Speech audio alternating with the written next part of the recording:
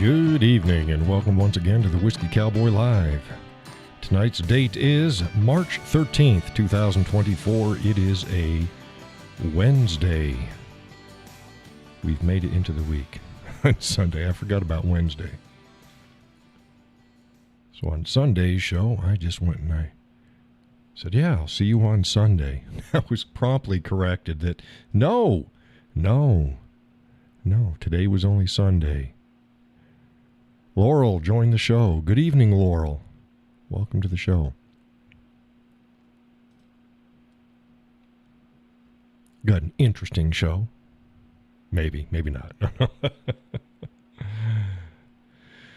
Yeah, I've been planning things. I've been scouting out some polypropylene webbing to do for the seats of the canoe restoration. Gonna go with black. I was like, I'm gonna throw out a poll out there whether folks wanted, do you want red seat, black seat, tan seat? And all would look good.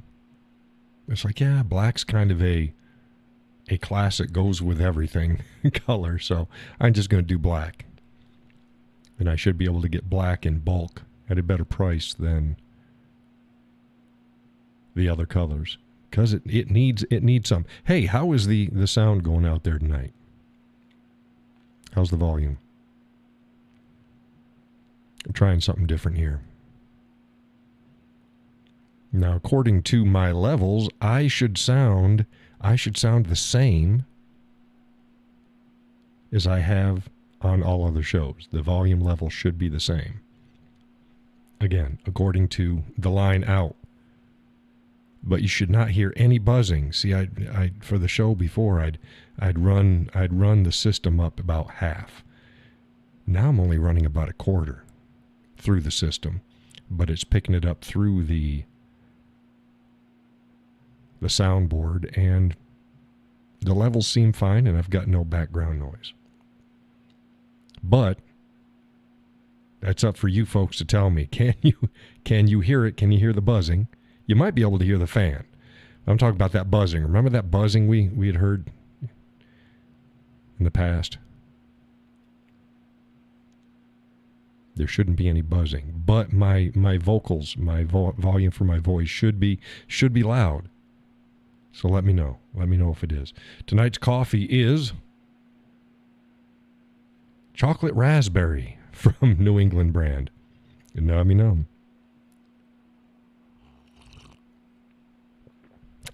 Yeah, so I'm going to do black webbing on the seats. So it'll be a red canoe, black webbing on the seats. May or may not do a... Okay, you can hear the fan if the phone speaker's right up. You're right, so that's not a problem. That's a low hum. Where before, remember we were talking about before it had a high pitch, kind of a high pitch buzz we were trying to eliminate, and I don't hear it because I'm running volume at quarter, but pushing out through the mixer as normal. So is the volume of my voice fine? Oh, but like I said, I'll do a cream color on the bottom, maybe. Red as a default. It'll still look good all red. A lot easier because I don't have to worry about... I just need to tape off the gunnels and then paint the rest of it. The other takes a little bit more work. I'll have to decide whether I think it's worth it or not as I get the canoe finished and ready for it. Laura says volume is good. Fantastic. Oh, we get some more people. Let me... I am going to play...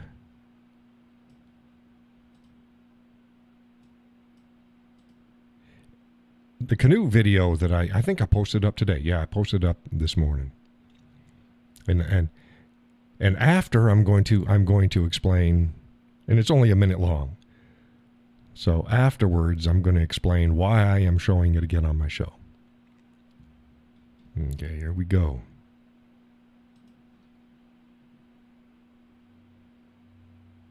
There we go.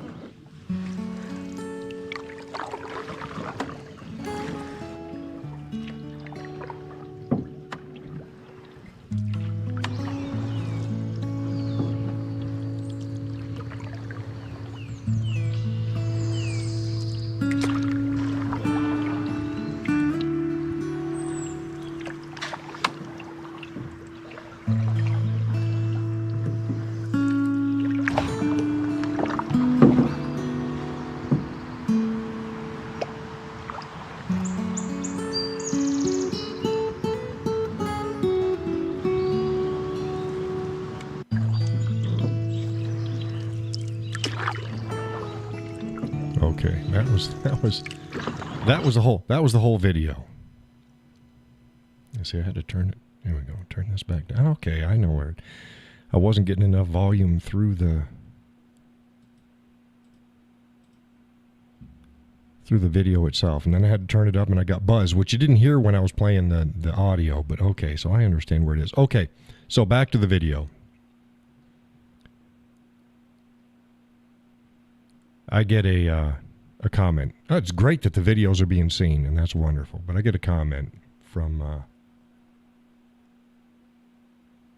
gentleman.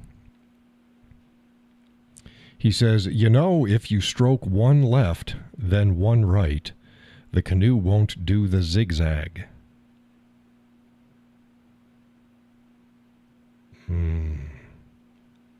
Well, let's, without sound, we'll go and we'll take a look at the video again and see about this zigzag that he's talking about. See, there I am. You can clearly see I'm going in a straight line.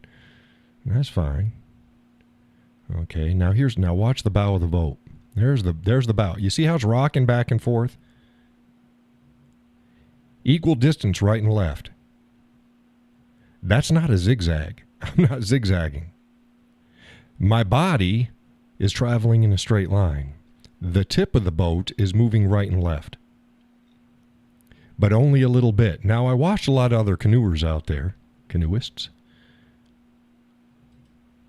I watched a lot of them because I'm like, yeah, I know that my bow moves. My bow moves. In this canoe, it moves. It moves more than, like, let's say the canoe that I'm restoring. Well, this is a 14.5-foot canoe that's only 28 pounds. I'm 6'4", 220 plus. Sitting in the center of the canoe. So anything I do is going to make it move. It's playful. Think of a sports kayak. They're shorter. Recreational kayak versus a touring kayak. Touring kayaks are longer. So each stroke, you don't move the nose as much. But if you have a lightweight recreational kayak and you stroke on either side because you have two blades, the tip does this. You're going to go in a straight line. You're not zigzagging. The tip is just moving like this, back and forth. Now, you'd zigzag if you went 2 on one side, 2 on the other, and then you got more glide, and you'd actually zigzag down the waterway. It's not happening with my canoe. I'm going in a straight line. The nose is just moving. See if Donna's gonna enter. So there's number one. It's a short canoe. It's a solo canoe. I'm a big guy. It's not weighted down. It's weighted down the center. It's not weighted down across the canoe. It's not like I'm tripping and I have some gear behind me and gear in front of me, which will slow down the canoe, won't make it as playful. So the tip won't move as much. Walking back and forth. Hello, say again. Equal distance right and left. That's not a zigzag. Hey, Donna, turn off your... My body is traveling in a straight line. The tip of the boat is moving right and left. Okay, I muted you, Donna, because you're getting audio loop. Okay, so when you fixed your mic issue, go ahead and type up in the room so we know you're ready.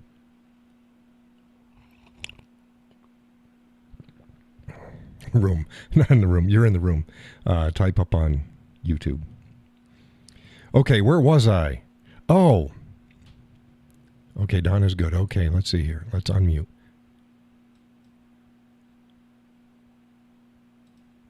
There we go.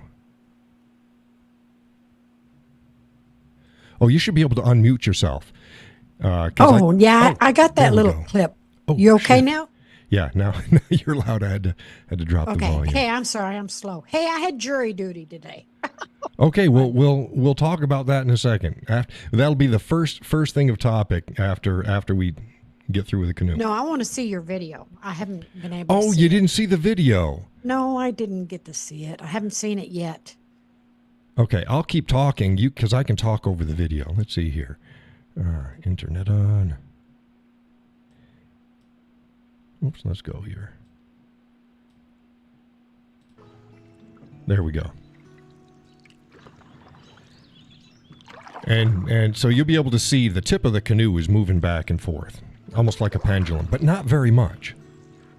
And a feller says, if you stroke one on the left and one on the right, the canoe won't do the zigzag.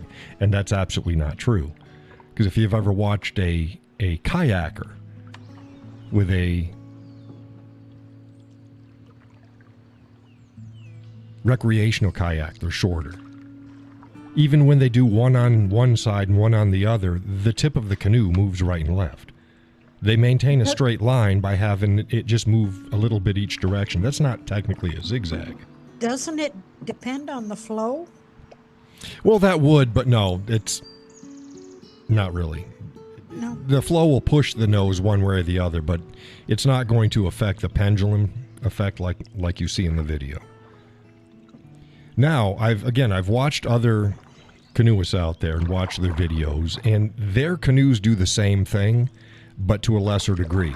And there's a couple reasons for that. Well, it could be the design of the canoe, No, too. I explained why.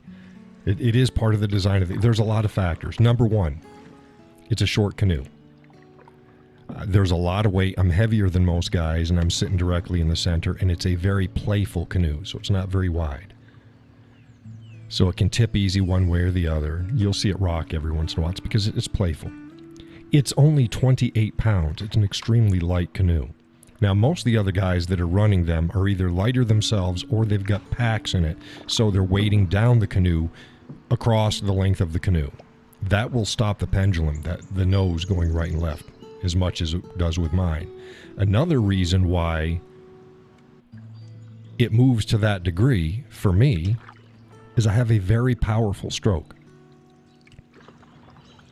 So it will push the nose of the canoe in one direction, and then I finish with a J stroke, and it swings it back the other direction.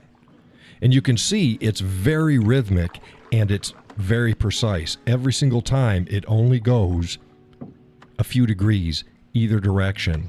And you can tell where the center is, because it only goes like, let's say, 5 degrees right, 5 degrees left, 10 degree total. Now, if I slowed down and I wasn't pushing so much water, I could reduce that as well, but I'm also reducing my speed. He called it a zigzag. It's not a zigzag. It's just the nose moving back and forth right and left, but the actual canoe is tracking straight. Because if you watch the video and fix yourself a point in the distance, the canoe, it stays about the same place. The nose just moves right or left. So I'm not zigzagging. The nose is just going one way and the other. So I don't mind advice. I really don't. But the gentleman clearly does not understand my setup, my canoe, my size, nor my actual skill and experience. And I pointed out to him, I've been canoeing since I was about 5. I'm a good bit older than 5 now. There are reasons why I do things, and I even mentioned about the Indian stroke or the Canadian stroke or the hunter stroke, the same thing. It's where you leave the paddle in the water the whole time. He didn't mention it, but I thought I'd mention it because I know other people would be reading my comments. That's when you leave the paddle in the water the entire time. It's very quiet and very smooth. Some would argue more efficient. Not so sure about that. Puts less stress on your shoulder because you're not lifting the paddle out. But as for efficiency, that can be blown by any number of factors. But it is definitely, it's smoother and it's quieter. But you also need deeper water. The river that I was on for this particular video here tended to be quite shallow, and then it would get shallow quickly. So if you used a longer paddle, like you folks have seen my otter tail, the one from Fischel paddles. I can't use that on this river. It's too long.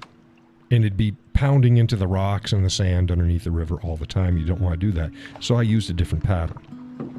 So again, there is a multitude of reasons to choose any given paddle and any given stroke. But no, I'm not going in a zigzag in this video. My actual travel, my direction of travel stayed constant. I'm going in a straight line. Just the nose is moving right and left because it's a light and playful canoe. Guaranteed when I get my Lincoln, the one that I grew up with, my father's, back out on the water, the nose won't move quite this much. It's a heavier canoe. It's also a 16-foot canoe versus a 14 and a half. That all matters. Also, my canoe does not have a center keel in it. It's a flat bottom, which means it's going to slide in any given direction, won't track as straight as a keeled canoe.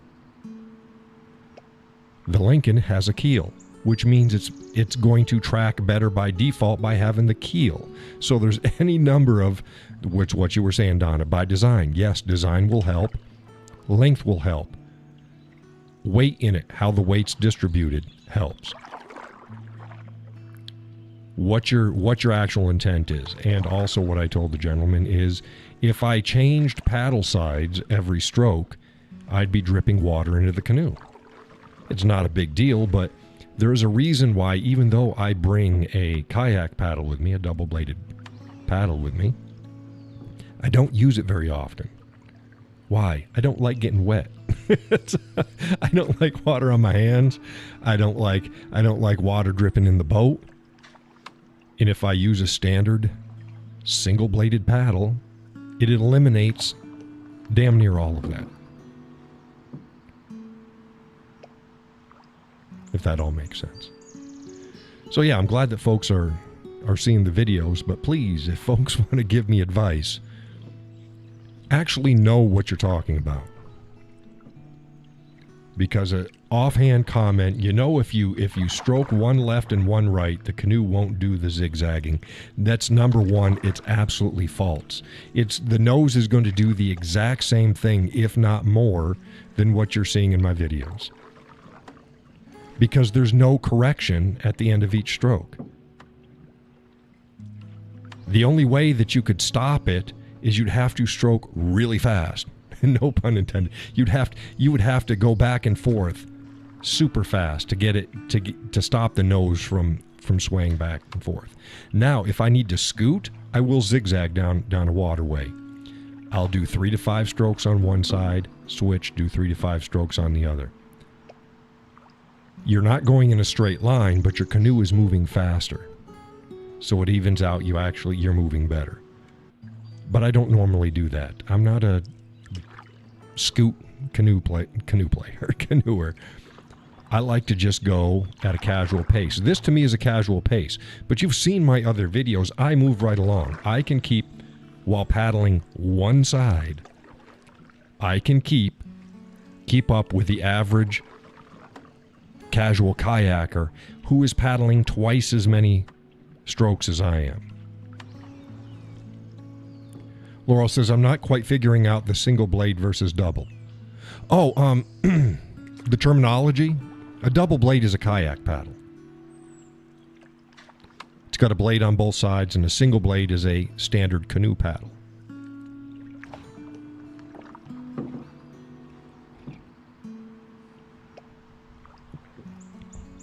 So yeah, as you can see, you watch the video, I'm not zigzagging. It's like a metronome. It just back and forth to each side, but you're going down in the same direction. And I can all but eliminate that if I slow down. But I don't need to, because I'm not worried about the nose of the canoe, the bow of the canoe, moving back and forth 5 degrees to either side.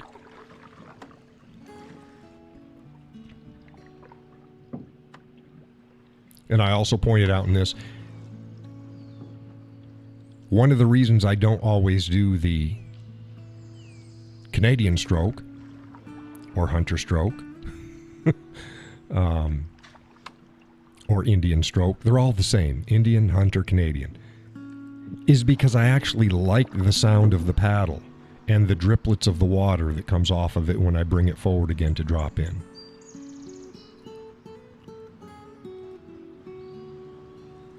Laurel says, my brain obviously is misfiring. I knew that, but I guess you're right. Yeah, it just wasn't clicking with you.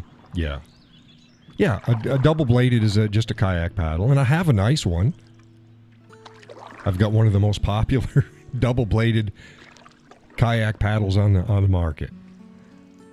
It's a good paddle. But,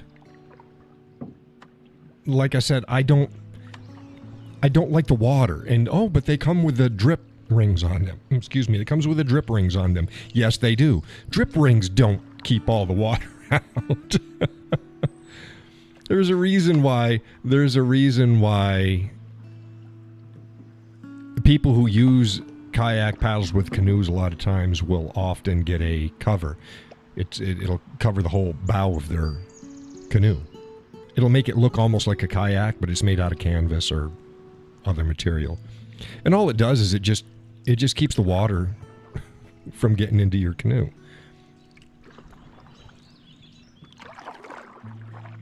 Let's see here. Let's go back to the...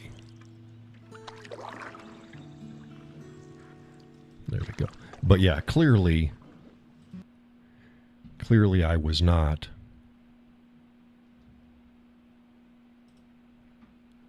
I wasn't zigzagging down the river. The nose was just doing this. Because just like with my hand, if you see my hand, if you put my hand, if I am sitting like I'm here, you see that? Where I am stayed exactly the same. Just the nose was moving. And I'm going down the river just like that. That's it. I wasn't zigzagging. It was just the nose was playing. So yeah, it gets me. You know how it is. People want to offer up advice that was not asked. It's annoying, but it's even more annoying when they, number one, presume you don't know what the hell you're doing, which I do. And number two, give wrong information. Which, yeah, he gave wrong information for a number of factors. But that was that. I was going to use that for a little bit of a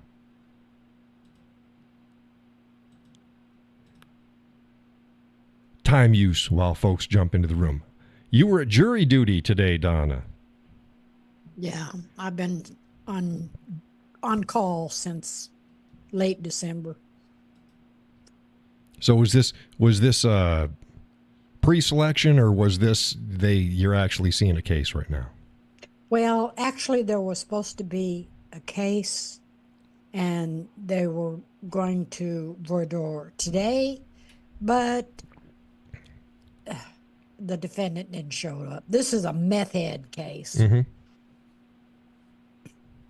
Now that happened to be this case. They have several ways of picking juries. Sometimes for really high cases, they'll pick a jury specifically for a case. But a lot of times, a lot of people don't realize this. They'll pick a jury and it's for a pool of cases.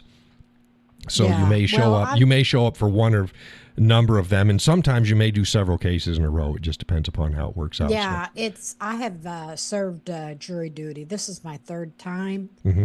And the first time I was on a civil case, they go 4 months. They have a pool mm-hmm. for 4 months out of the year, and then they can't call you again for I think it's 3 years. But then the second case, I had a murder case, mm-hmm. and then this case is I guess it would be, I don't know. It's a, I guess, I don't know what you'd call it. It's this meth head. Okay, that could be anything. Tell me about the case, and I'll tell you what the case is. Tell me about the case, and I'll tell you what it is. Well, we really don't know. Today was the first day, and he didn't show up. Right, but was it a possession case? Was it a sales case? Was Yeah, it it's a sales case. a sales case? So it'd probably be possession and sales. Was there anything tacked onto it? Was there any other crime? Was there robbery that was attached to it? Was there assault? No. It was. So this was There's no just a simple possession and distribution yeah, case. yeah, just Okay. so I don't know if that'd be considered civil. No, that's criminal. That's a criminal case. Yeah, possession and distribution is criminal. Yep. Good. Judy joined the show. She said, "Howdy, y'all. Hey, did y'all see my new latch? I told you gals that I had planned a new latch for the chicken coop because the one that came with it was getting all floppy and the wind would blow it and it would drop down and then the door would open and the chickens would come out and can't have that." And I said, "I'm going to do it, and instead of having just standard boards put on, I'm going to do a heart and I'm going to do it that way." So did y'all see that one? Laurel says the latch is nice. Thank you. Let me put that up just for the folks that you gals might have seen it, but other people that are tuning in might not. Let's pull this up. I'm a little bit upset because I did a typo on the video and nobody's caught it yet. But now that I'm telling you about it, you're going to see it every time. I was like, shit, it's not there. So here it is. It says, after a windy winter, the latch for the coop is no longer working like it should. Now go here. If you look there, it says AFRER. There was a typo. It was supposed to be a T there, and I didn't catch it. after a winter. So I'll bet you nobody catches it because you can write that out and actually transpose letters, and everybody will be able to read it. That's how great the human brain is. So I didn't catch it. Nobody else thus far has caught it or mentioned it, but now I'm letting you know. It bothers me because I'm anal about it, but it's there. But it wasn't worth putting up a new video. So let's start that video again. Yeah, if you take the vowels out of every word and write like a complete paragraph or something, you should be able to read it. Yeah.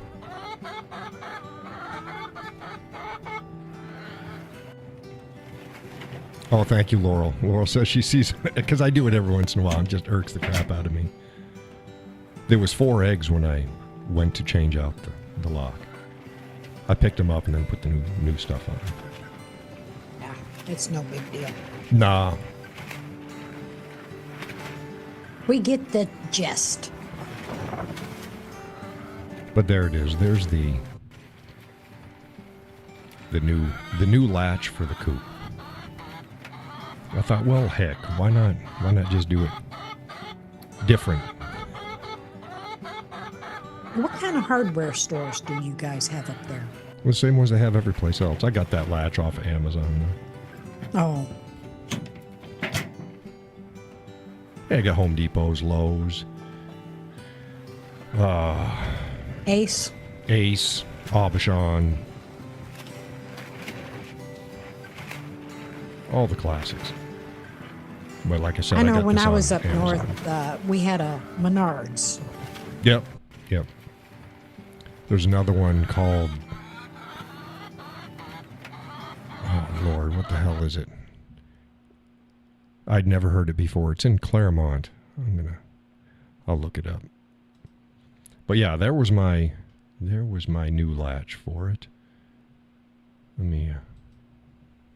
Let's go here.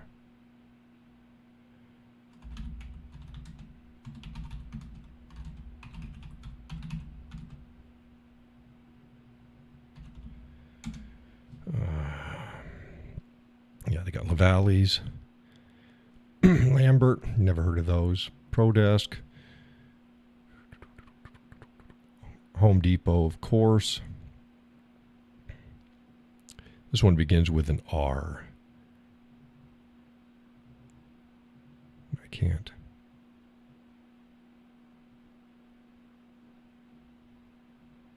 What the heck is it?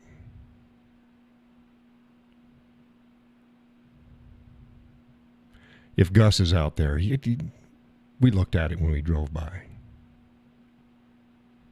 What the hell was it?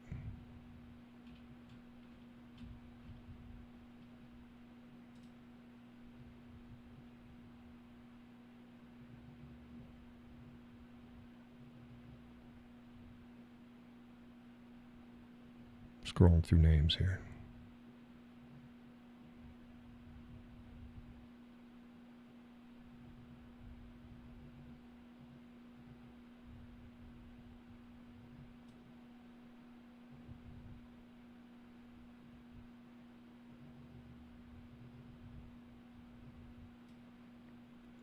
Okay, let's zoom in on the map because I gotta have it there.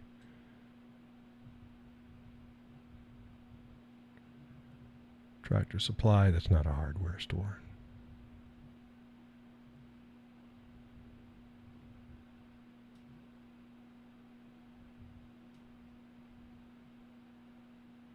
Okay, there's Home Depot. It's not even showing it up on the map. Is it Crest? No. It begins No? with an R. Oh, okay.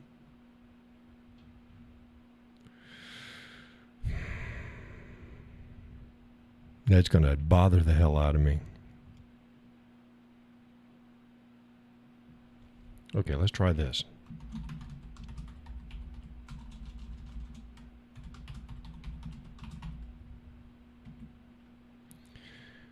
Home Depot, Claremont, New Hampshire. Now it's should be bringing me in. Okay, there we go. So this brought me into a map. Good, let's...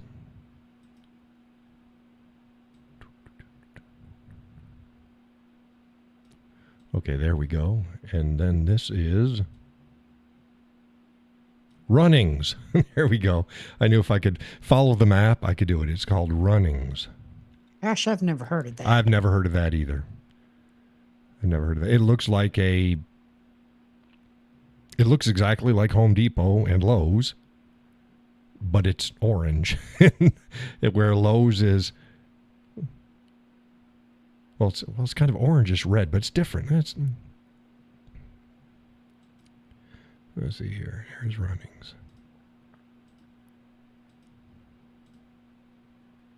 Farm, home, clothing, and tools. Here we go. Let's bring this up for folks. See, it's red. Oh, it's red. Okay, so Lowe's is yellow, Runnings is red, and Home Depot is orange. Lowe's is yellow. Right? Yeah. Yeah, Lowe's is yellow, Home Depot is orange, and Runnings is red. Yeah, it's sounds more like our farm stores. Almost like around Tractor here. Supply store. Yeah, right. It's a combination between Tractor Supply and Home Depot. Yeah, see, because they've got toys and stuff in it, where Home Depot does, but not really. Not really. Laurel says, again, she sees a few of my typos. Yeah, if it's a post I make, let me know. Just shoot me off. I tell people all the time. But if it's in a video, there's nothing I can do in the video unless I remake the video. If it's in the description of the video, yeah, let me know. Just shoot me off a message because I hate that. But yeah, Runnings. So yeah, pretty much the same as most other places around the country.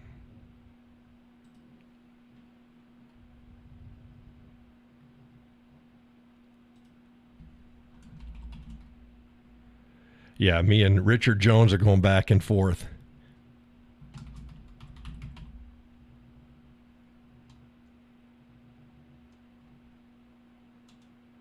He thinks that that Donald Trump, he's like, it's funny. Let's see what he got here. I gotta pull up all comments or else it won't come up.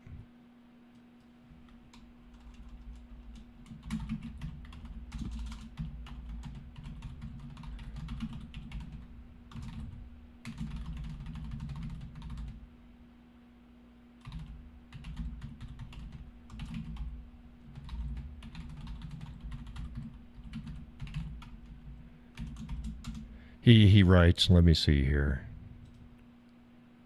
He thinks that Byron, Donald, and Vivek would be good choices for VP for Trump. I don't trust Who? Vivek. Oh, Byron Donaldson? Yeah. I kind of like him. He's all right.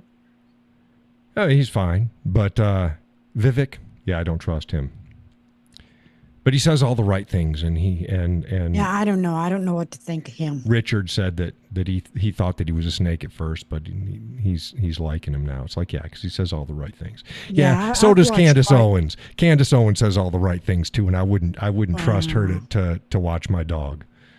She's an actress. Okay, but then said Trump was an outsider in 2016. He knows them all now, and we're watching a movie. The takedown of the cartel. Many had to be exposed, and more than many have been. And I pointed out that Trump wasn't really an outsider. He was on the other side of the coin. He knew politics inside and out from the side of a business. So people acting like, oh, he wasn't really in the swamp. Bullshit. When you get to that level of business, you're just as embedded in politics as a politician is, because you have to work with him constantly. So to act like he was truly an outsider, no, he wasn't. No, he wasn't. It's the same thing as a police officer versus a criminal. They both know what the law is. They're looking at it from different. You wouldn't say that a criminal that became a police officer wouldn't know anything because they were an outsider. No, they were an insider just as much as the police officer was. They're just from a different angle. And I also pointed out that Trump claimed in his first term that he was going to clean the swamp. Did he clean the swamp? No. He didn't remove anybody from the swamp except for his own staff, because he has a habit of picking the wrong people. He is a horrible judge of picking staff members and those that are around him, which is ironic because he had The Apprentice, where he was good at saying, you're fired. Well, that's what he's good for, is firing people. Not good for picking people. He's good for firing people. But he fires his own. He didn't clean the swamp. And that's not a hit against Trump. That's just the way it is. We've talked about this before. Trump's rhetoric is far right. His actual policies and how he governs is centrist.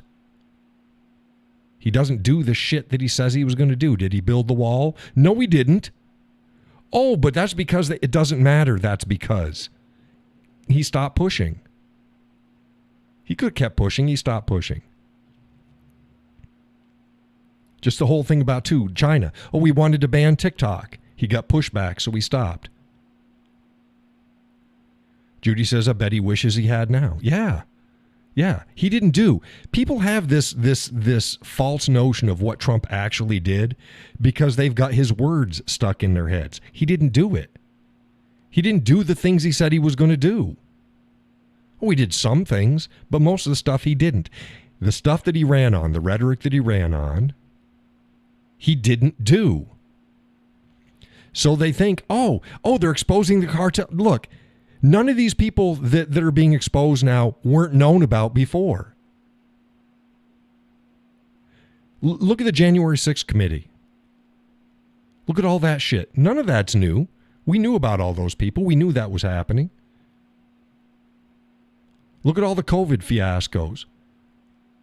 To be fair, the January 6th was off of his, but it was part of the swamp. We knew about that. None of these people were not unknown. We know who the swamp was, who the gators are in the swamp, and he didn't do anything. Nobody can point to a single swamp gator that he actually eliminated. The swamp grew. So I point this out, that he didn't do anything. This is my prediction. Trump's going to win the election. There's going to be a shitstorm because the nation's going to be all up in arms because of a vocal minority. But that vocal minority are the same type of vocal minority that burned down cities for 3 freaking years. Right. Right. Judy says he was supposed to get Hillary, but they didn't do that either. Right. Because it's all rhetoric. It's rhetoric to get votes. Oh, but oh my God, John, how can you say this? Look, how can you not see this? It doesn't mean you can't support the man, but be honest and realistic about who and what Donald Trump is, what he says versus what he does. I also said my prediction was it's a lot of the garbage is going to stop when Trump gets elected.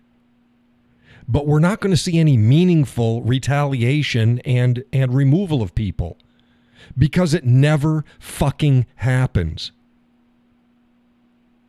It never happens. And it's going to happen this time, right? And people are so foolish. So I pointed it out. And he tells me, watch and learn. Richard tells me, watch and learn. Like I'm a fucking idiot. I'll put my predictions up against anybody's out there. And this isn't just chest puffing and, oh, I just think so highly of myself. No, because I hate being wrong. I analyze the hell out of everything. There is nothing that I have seen that makes me believe that Donald Trump is going to do anything different than he did the first time. His rhetoric is exactly the same. And then when he gets into office, he's going to govern in the way that he's always governed, which is tweeting a bunch of shit, rattling a few sabers, and not doing much anything. It is what it is. It takes care of part of the problem. The major problems of this country are going to have to be handled by things other than Donald Trump because they're not issues that the president can handle. You've got crooked politicians on every level. You need to remove them on those levels. You've got bad cops, bad DAs, bad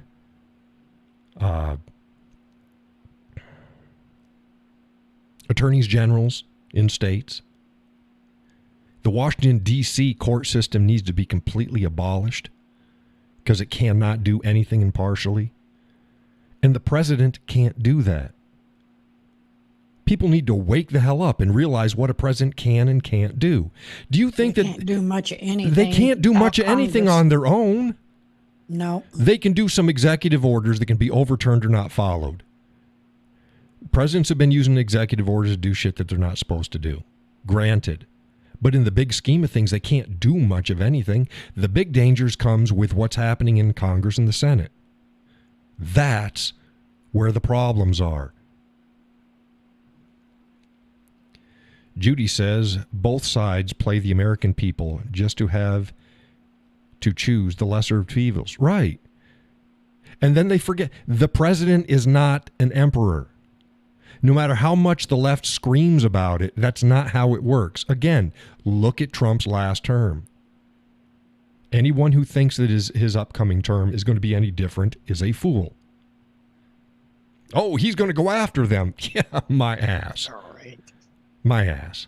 The same thing's going to happen. A few people are going to get some verbal smackdowns. They're going to either retire on their own, or fade away but still be there because we're now looking at some other bullshit that's come down the pike. Because the American people have a 5-second attention span. They don't think ahead and they don't look back. It's like the American people are like, you know, when people, they have a really bad fucking marriage and then they divorce each other. And then there's 2 or 3 years that go by, sometimes more, 5. And they seem to forget all of the reasons that they got the divorce. Now, we can argue whether they should have had the divorce or not. That's another issue. But they forget all the reasons. They think, oh, and then they start remembering, especially if there's a troubled time in their life. Like, let's say they've dated a couple other people and it didn't work out. Then they start remembering only the good shit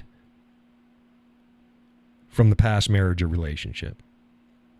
Oh, let's give it another go. And they give it another go. And then within 6 months they go, motherfuck, this is why I left him in the first place. Right, because people are stupid. People are stupid. You either fix the problem and carry on and work it out, or just don't go back.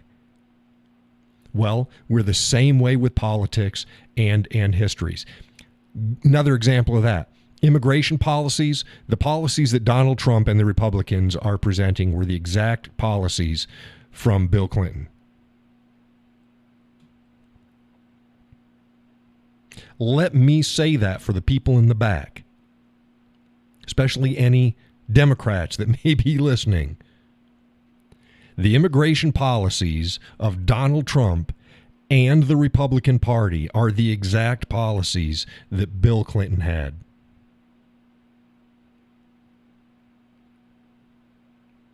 No different, but now they're racist and evil, right? A lot of the policies are no different than Obama had. Oh, but now it's racist and evil, right? Again, it's people are stupid. The American electorate are a bunch of freaking retards. That's why the founding fathers did not want the United States to be run and designed as a democracy, and it wasn't. That's why there was very limited numbers of people, and it was specified who they were, and it was not hinging on their race or their gender. It was hinging on their social and economic standings. Were they property owners? Were they people with skin in the game? But now, universal voting. Everybody can vote now. Ruin. It's the ruin of a nation. Having everybody vote. Would you give up your vote? Fuck yes, I'd give up my vote. I'm a property owner, so I'd get to vote, but I'd give up my vote. I've said the same thing. I say that if you pay in for taxes, let's say you paid in for taxes, and if you get all the money back, so fuck it. At the end of the day, all of your taxes were returned or you didn't pay taxes, you shouldn't be able to vote. That's income tax. You shouldn't be able to vote. Plain and simple. For towns and states, if you're not a property owner, you shouldn't be able to vote because you pay property taxes. Oh, but people who rent are, yes, through the property owner. You can choose whether or not you rent that property or not, but you don't own that property. Your landlord does. They get to vote. You want to vote? Buy your own property. I'd give up all this. Look, if I'm renting, I'll give up my vote. So it's not like, well, John, you're not. No, everybody knows me. I hold myself to the same standards that I say everybody else should be held to. Exactly the same. So if I did not pay any federal income tax, I would not be able to vote in the federal election.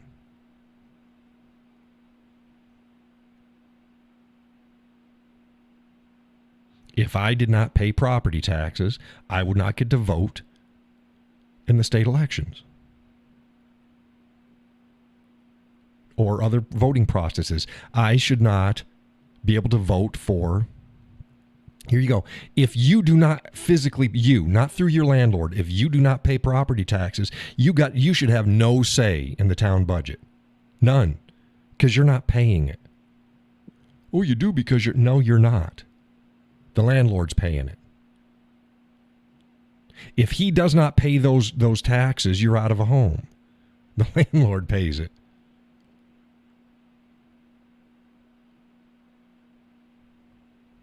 Stupid. People don't think.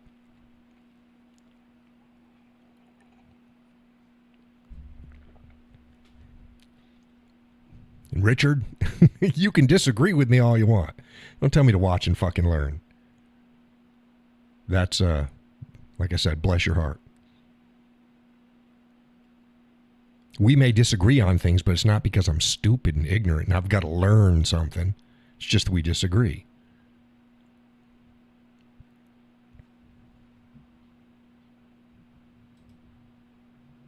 And when it comes to Donald Trump, the majority of people out there are fooling themselves into who and what that man is. I've said from day one, he's not a Republican. He's been a liberal Democrat, crony capitalist entire life. Then he changed the Republican Party and was essentially a moderate Democrat. He was never a Republican. All the shit that he was doing, all the patriotism and all that, used to be standard Democrat fucking stands. Why? Because they were everybody's stand. That's how bad this country's gotten. That patriotism, rights, the shit that everybody agreed on is now a Republican or right side issue and not a Democrat issue. What a shame that is. Yeah, that's a shame. It's disgusting. Used to be, remember what it used to be? You could go through every town and there'd be flags everywhere, American flags. And you could not tell their social or political leanings by the fact that they had a flag on their car, be it a sticker, be it an actual flag, or they had a flag in front of their house. You couldn't tell their social or political views by seeing those flags. Nowadays, you see a flag, it's a given. Oh, they're a Republican, huh? Or anything other than a Democrat. And damn well if you see it on their car. Yeah, they're definitely conservative. Why? These were the values that everybody used to cherish. Everybody. Except for some fringe. It wasn't a staple. Yeah, well, the fringe took over, didn't they? Well, yeah, and they're running the loony bin on the left. I've been saying for a long time, the Democrat Party needs to clean house. Yeah. Because none of these people would make it into office if they had to run as what they are. Socialists can't make it into elections. Oh, they can they are, though. They can if they're a Democrat. You see how that works? Mm-hmm. How many socialists, except for maybe state and local levels, how many socialists, I'm saying socialists, not Democrat, socialist. So when you look up their name and what party umbrella they're under, they're socialists. They're not Democrats. How many of them are on the national level? I'd wager 0.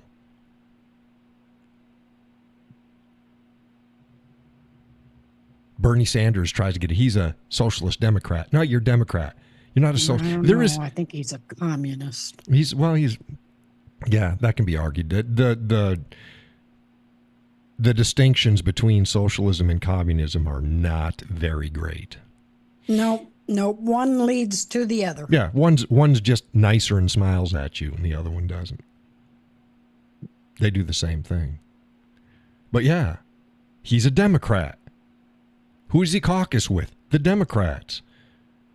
When you go to vote for him, it's the Democrats. It's not socialists. I don't think there is any socialists on the national level. By actual tag. Now, I'm not saying there aren't. Of course there are. They're Democrats. They're in the Democrat Party.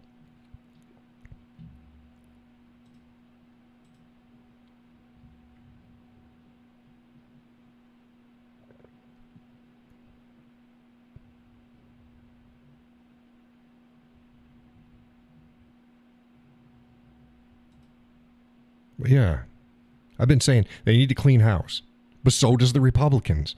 And then when people, Tulsi Gabbard, no. Would I mind if Tulsi Gabbard was elected in some sort of office? No, I don't, because she's sane. She actually has reasoning skills. But she's not conservative. She's not a Republican. And I warned about this. Remember the last handful of years, and they had one candidate one politician after another leaving the Democrat Party. Oh, and they switched over to the Republican Party. No, they just put on a different jersey because their party in their area was so far left and so insane that they couldn't go along with it anymore. But they didn't become a Republican. None of their stands changed. None of their views changed. Well, there's so many rhinos in the Republican Party now that it's full of rhinos. You see less rhinos out on a rhino hunt in Africa. Yeah, exactly. Than you see in the Republican caucus. It's crazy.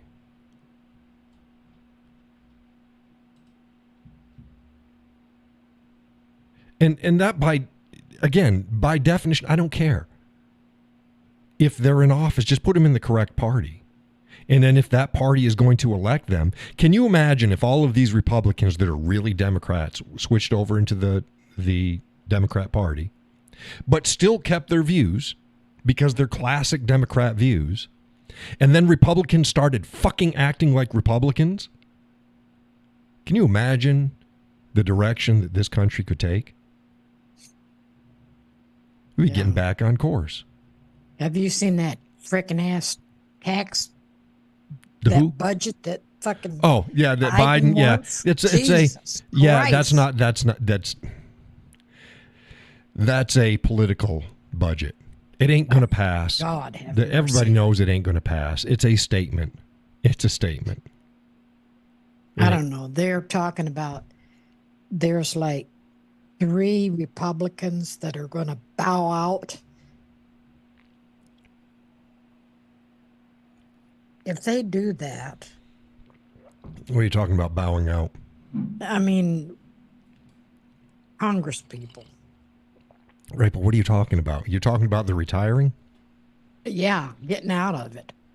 Yeah, well, that's okay. Just elect a new Republican. The problem Yeah, is well- it's easier to reelect an incumbent than it is to elect somebody fresh. That's the only drawback. Well, that's Yeah, the whole just- problem. If these people had quit voting these assholes back in, for 50 freaking years. Right. But that doesn't. You missed what I was saying. The Republicans have been keeping their seat, and now they're gonna drop out. So now it's a free for all. It's harder to win a free for all than it is an incumbent position. However, if the district is Republican, you can hope for at least an actual Republican getting in their spot. Yeah, that's true. Right. So that's what I was saying. Yeah. A real Republican. Yeah. Yeah. I'm not a Republican anymore. I'm not either. I I've haven't got been no for- party affiliation for quite some I haven't time. been a Republican. Well, I vote Republican because Right. I vote what's in front of me. What's going to be the Right, best exactly. choice. Which tends to be I'm I've never voted independent. for a Democrat in my life. But if I declare unaffiliated in this state, then all I get is local stuff. I don't get, like when I went to vote in the primary. Mhm. all I Right, because got- it's primary, because you don't have an open primary. right. So if you're unaffiliated, well, what you You could don't do, get- a lot of states allow, you'd have to look into it, whether or not you can register as, if you can change your affiliation on the day of voting, which some states allow in the primaries. Right. Some don't. No, and then some are just so I- open. So, Choose a Republican because then I get to, vote right. primary. So, yeah, there's that. Yeah. Now, like I said, I've never voted for a Democrat, but that doesn't mean that I go to the ballot and I just vote Republicans. Right, There's exactly. plenty- there's Now, plenty I can't of- say I've never voted Democrat. I've never voted Democrat, but there's been Well, plenty of in times I local I things- chose not to vote. If they Right. didn't earn my Well- vote, they're not getting my vote. Yeah, federally, but as far as local, Hmm. I have. Yeah, I haven't. I haven't. And that's fine. If you vote locally Democrat, that's fine. People got to vote how they're going to vote. And yes, non-voting is a vote. Yeah. Oh, you're giving it to, no, I'm not giving it to anybody. No. That you're just means not- nobody. I voted for the federal election. I voted for myself.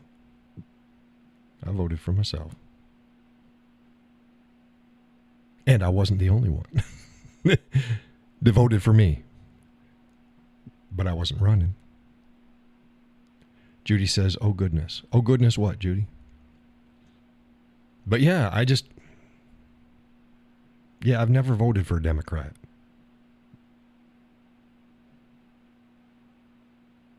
Now, there might be a chance that I would, if the position that they were going for was apolitical, like dog catcher or something like that. Yeah, I don't give a shit. Right, exactly. But I just never have. I just never have voted for Democrat.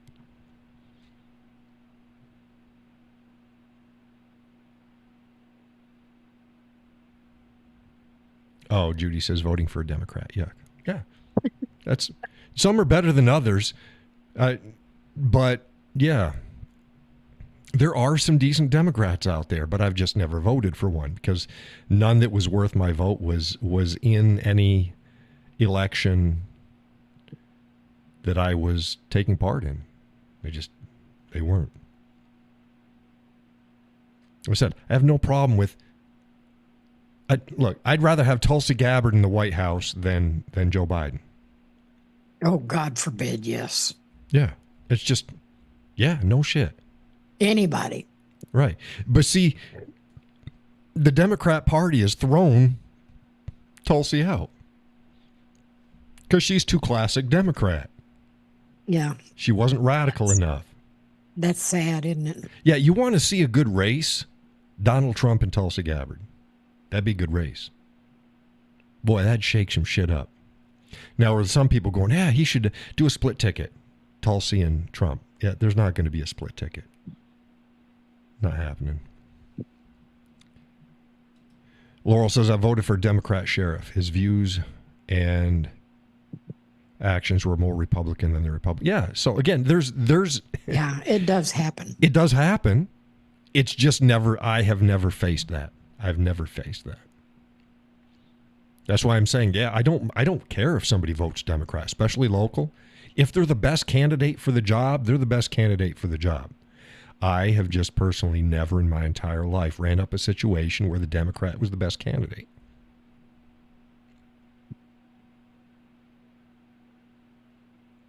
And if I didn't like either of them, I won't vote for either of them. Like I said, you're not owed my vote. You got to earn my vote.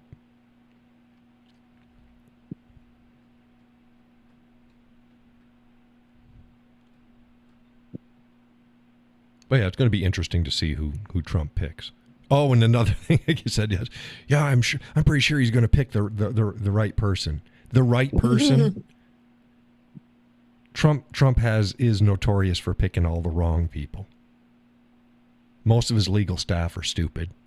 He only wins by the skin of his teeth and by luck. And every single legal analyst out there like, holy shit, that was lucky. It should have been a slam dunk, but they got lucky.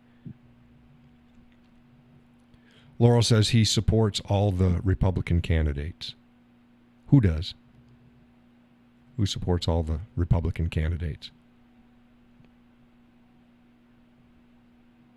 No, not necessarily.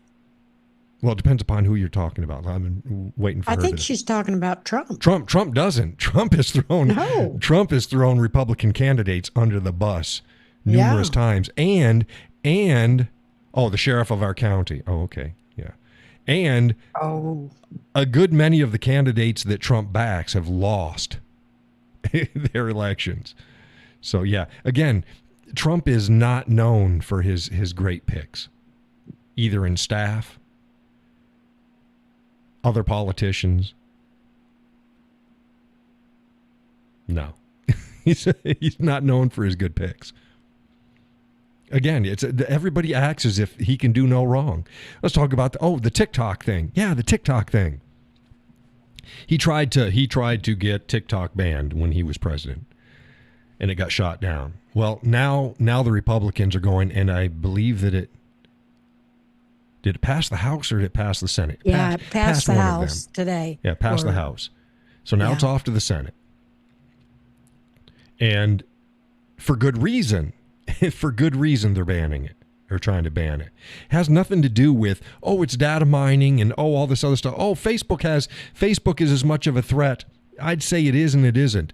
Facebook is less of a threat to your kids than TikTok is. Facebook gathers information, but they don't do it for a foreign country, for the government of a foreign country. So you can argue that the information collected could be similar, if not identical. Good, fair enough. But it's not going to a foreign country. So if TikTok does not sell to some other entity other than the Chinese government, it won't be allowed in the United States. Seems logical to me. What's his name that started Rumble? Pros something sick. Yeah. Yeah, he made an offer to buy TikTok. Yeah, he won't buy it. He won't. There's no way that he could afford it.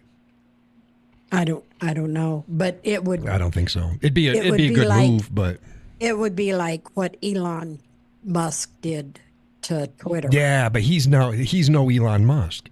No, he ain't. But I mean, Yeah, I mean we're talking Elon Musk, the richest man on earth. Yeah, he's no Elon Musk. But No. back to Trump. So Trump, he was asked about, it and he's like, oh, and he acted like it was a bad idea. Why? Because it would only embolden and make Facebook bigger. So fucking what?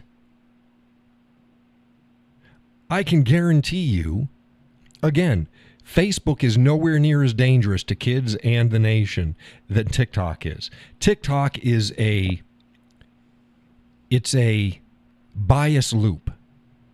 It's an algorithm. They push algorithms at you, and then you brainwash yourself. And kids are very susceptible to that shit. right. Facebook is nowhere near that bad. Now, is there problems with Facebook? Yes, there is. Yes, there is. So deal with those problems. But you can't say, oh, let's not do this with TikTok because this. No, that's not how it works. But that's the game Trump is playing. I think if they did away with 230, I think they'd. Oh yeah, yeah. Changing all of that will go a long way. As it get rid of 230, and at the same time make it so that social media platforms are a utility. Those two things would take care of damn near every issue that we're facing, minus data mining. That's it. You'd still have data mining. Oh, But yeah, I'm not yeah. worried about data mining as long as it's not going to a foreign country. I'm not worried about Yeah, that. that's been going on for years. Right. And years and years. Data mining is nothing new. It's just who gets the No. data that's the problem.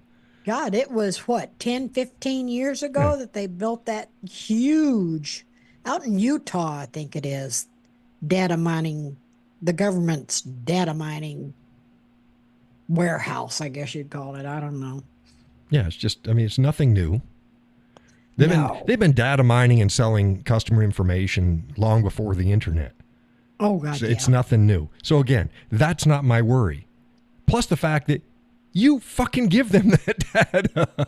Exactly. It's your searches. It's your posts. It's your accounts. It's what data you provide them. Yeah. You signed up for it. Right. You know what you're doing. Look, you don't want, my search history. Okay, fair enough. But you're doing it, and there's ways around. Get a virtual, get a VPN, virtual private network. Go ahead and get one of those services, and then you trust that they're not. So, and here you go. Yeah, our technology, it's physically impossible to keep data on it. Yeah, I believe that. I fully believe that when you're using one of these services that's going to protect your data and not sell it, that it's impossible for them to even keep that data. Do you know how stupid you have to be to believe that hogwash? Really? Show me. And I still won't believe it. So you're still trusting somebody. So here's what I say. Don't put your shit out there. There is absolutely nothing online about me that even if you knew my name, that you'd pull up, that you'd get the correct information. It's going to be wrong. And it's going to be wrong from all the places that you trust are right. And a lot of those places might even have similar, if not identical information. I go, but it's wrong. Why? Because the information that I put out there for the last 20 some odd years has not been correct. I don't put my correct information out there. Nobody should. Nobody should. That way, anything they get on you won't be correct anyways. You see how that works? Yeah, I know very well. I've got some pseudos. Yeah.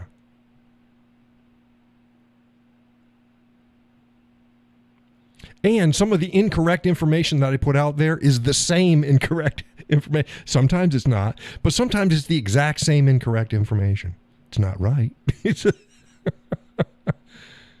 Yeah.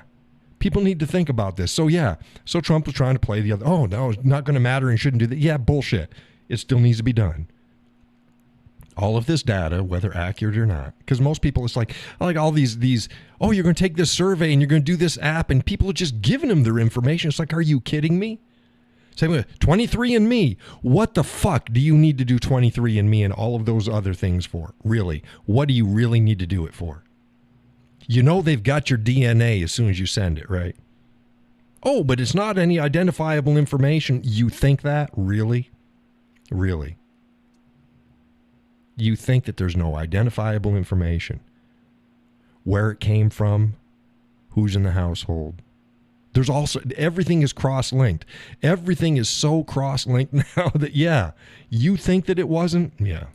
That's like all this genealogy bullshit. Oh, fuck that.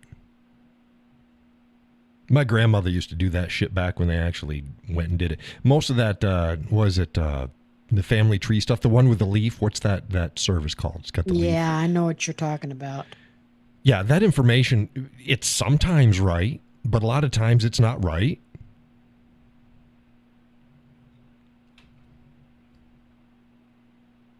I'm not worried about it anyways, but yeah. So, again, I'm pointing to how Trump does what the wind dictates Trump's going to do at any given moment. He's not the savior that people think he is. Oh, am I saying that he's a devil? No. He's a politician. Oh, he was an outsider. He wasn't. He was. Every time I hear, oh, he was an outsider. No, he wasn't. He was other-sider. He was not an outsider. He was an other-sider. He sticks his finger in the air and licks it just like everybody else. Oh, yeah, that's what he does. More so with politics. But before that, he was a tycoon. He was a businessman. And he lost a lot of shit. He wasn't as good as people think he was. He just had a lot to deal with. He had a lot of money. He could afford to lose shit at the craps table and still keep going. And then, here's the thing. Like, if you play blackjack, you know how you can win blackjack? You win every fucking time. It's simple. It's simple. Keep doubling what you threw in. It's that simple. Because you could lose all night, but if you have enough at the end of the night to keep that last double in there and win, you won it all back and then some. The problem is most people can't continue to do that. Or the blackjack table only allows to a certain limit. Then you're screwed, because once you reach that limit, there's no way, unless you keep winning, there's no way that you're going to make that back. And they know that. But statistically speaking, if you want to win and there is no limit, as long as you have money to throw in there, you will never end up losing. You're going to win at the end. That's Donald Trump. He just had enough to keep throwing in. Oh, John's talking shit about Trump. No, I'm talking truth. This is just, it's economics. It's math. And Trump is a shameless self-promoter. People don't know. You know a lot of that Trump property out there that has Trump written on it? He doesn't own it. Oh my God. Yeah, he does not own. Everything that says Trump is not by default owned by Trump. He makes money off of his name. And it's like, oh my God, yeah, look into it. He's a smart businessman. He's also supported things like eminent domain, which everybody on the right hates. It should be used sparingly. There is a purpose for it, but it should be used sparingly. No, he wanted shit built, so use eminent domain. He didn't care. That's anybody in the big bucks in real estate. Right, right. This isn't just a slam against Trump. That's the way the game is played. But people want to act as if Trump was not a player. He was a player in the game. Oh, Trump loves the United States. Trump loves what can make him money. He'll put money anywhere in the world if it's going to make him money. And what's going to get him votes. Oh, but that's talking shit. No, that's politics. That's business. You think that those politicians and business people should be your heroes? They shouldn't. They should be your employees. Start looking at them as employees and less like heroes. They're not rock stars. They're not heroes. They're employees. They're not demigods. They're not emperors. Stop treating them like that. I bitched about the entertainment industry the same way. Try to tell folks now, yeah, there used to be a time where even if you went to a club, a coffee shop and whatever, and you're sitting there listening to the band, they actually understood that you were the boss. They were there to entertain you, not you being there to stroke their ego. There's a difference. There's a huge mental difference there. Entertainers used to be there to entertain you. They were no more than plumbers and electricians and any other job out there. Same way with doctors. They were your employee. They're not your gods. You're going there and paying them to do a service to you. They're just like your mechanic. They're just a doctor. They don't own you because you are not their patient. You are, but no, they're your doctor. You own them, not the other way around. Because you're paying their salary. You get to choose. And entertainers are the same way. And suddenly musicians and actors and actresses and what have you, oh, they're supposed to be people to idolize and worship? Are you kidding me? No, they're not. They're paid staff. They're there to entertain you. They get paid a lot of money because the pie is so big. I've explained this about sports too. It's the same way with sports. A sports figure, you're fucking nobody. You just make a lot of money playing a game, a silly fucking game. It's entertainment. You think you're something because you get paid a lot of money. Well, the reason you get paid a lot of money is because there's a lot of merchandise and a lot of tickets being sold. And the pie is freaking huge, so they have to split up the pie. That means everybody's piece gets bigger. Doesn't mean you're a better person. Just means you're taking a bigger part of the pie. I will never worship a sports figure. I will never worship a politician. I will never worship a musician or an actor or an actress. Never. It's just a job. I'm not going to demean them. Hey, good on you. Good on you making money. That's great. But you're no better than anybody else. You're just pulling from a bigger pie. That's it. Guaranteed, if movies didn't make the money they did, those who are in it would not be paid what they are. And you watch when AI really starts rolling out and you can have a whole movie done and not a single real location and not a single actor and actress in it. We're damn near there now. We're there so good now that you could replace AI. You could replace the actual actors and actresses with AI that looks just like them. And nobody would know the difference.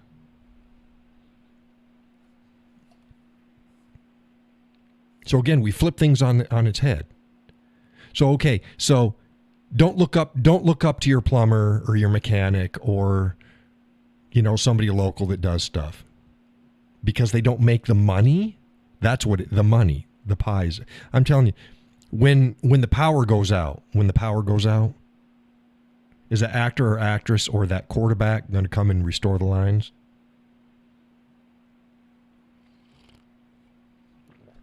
Sewer main explodes. So who the fuck should you be looking up to, right?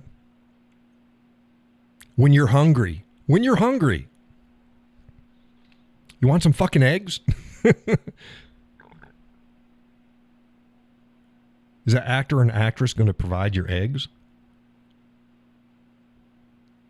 Can you provide the beef on your plate? Chances are no. But who are we supposed to look up to and listen? Actors and actresses, singers and songwriters, TV stars, sports figures. Really? because they can skate on the ice, because they can hit a baseball, because they can throw and catch a football. Even more so when in these leagues there's more domestic violence and criminal activity than per capita in the communities that they play for. Really? You're supposed to look up to them because they took a bigger piece of the pie, right? That's what it is. Stupid. Absolutely stupid. Look up to your neighbor that's worked as hard his whole life. Doing shit.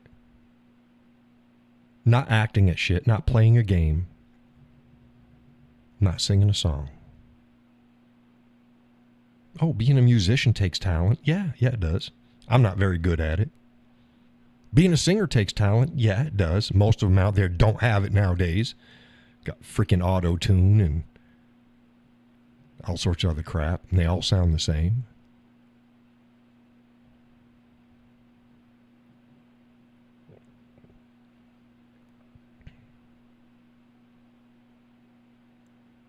They don't keep society running.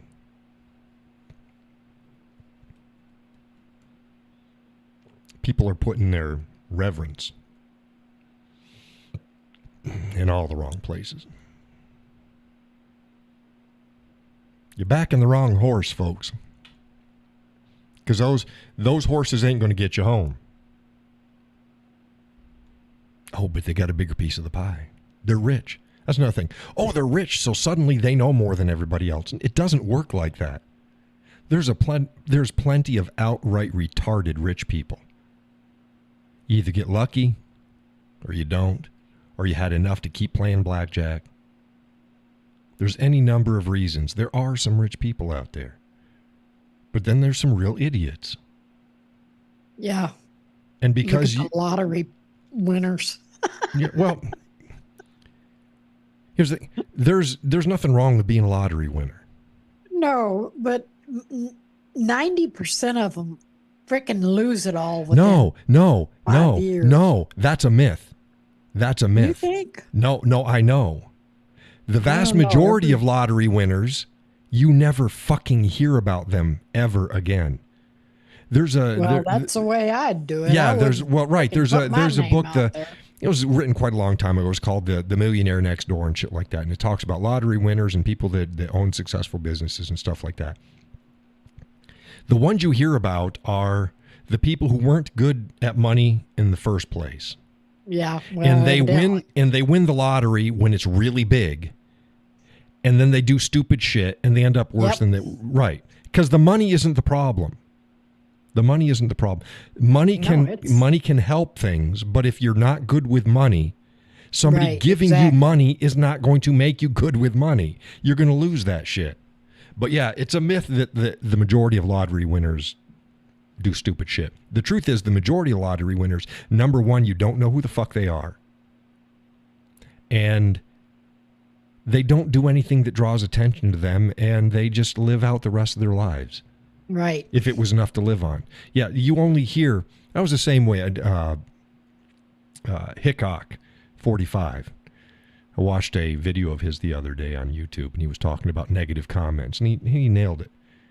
You go to a YouTube channel, right? Somebody puts up a video, and you see, let's say 50, 60 negative comments. And let's say they make up a third to a half of the comments made. So you would think that the basic view of the public out there is mostly negative. But the truth is, he says, yeah, look at how many people saw the video. Let's say there was 50,000 people that saw the video and 200 comments. And half of those are negative, and you're hitting the face with the negative comments. There was 50,000 people that saw that didn't say anything. So we conflate with what we see, which is usually a very vocal minority. That's the same way as when you go to product reviews. A lot of times it's either all glowing where they all hate it, but then you got to go read the comments and figure it out for yourself. Because I like reading the Amazon comments. Right, So- because most people don't leave comments. So you can't really judge anything by the comments. there's Most so people many don't leave trolls. comments. Right. Right, and that's the same way with online, be it Facebook and Instagram and YouTube.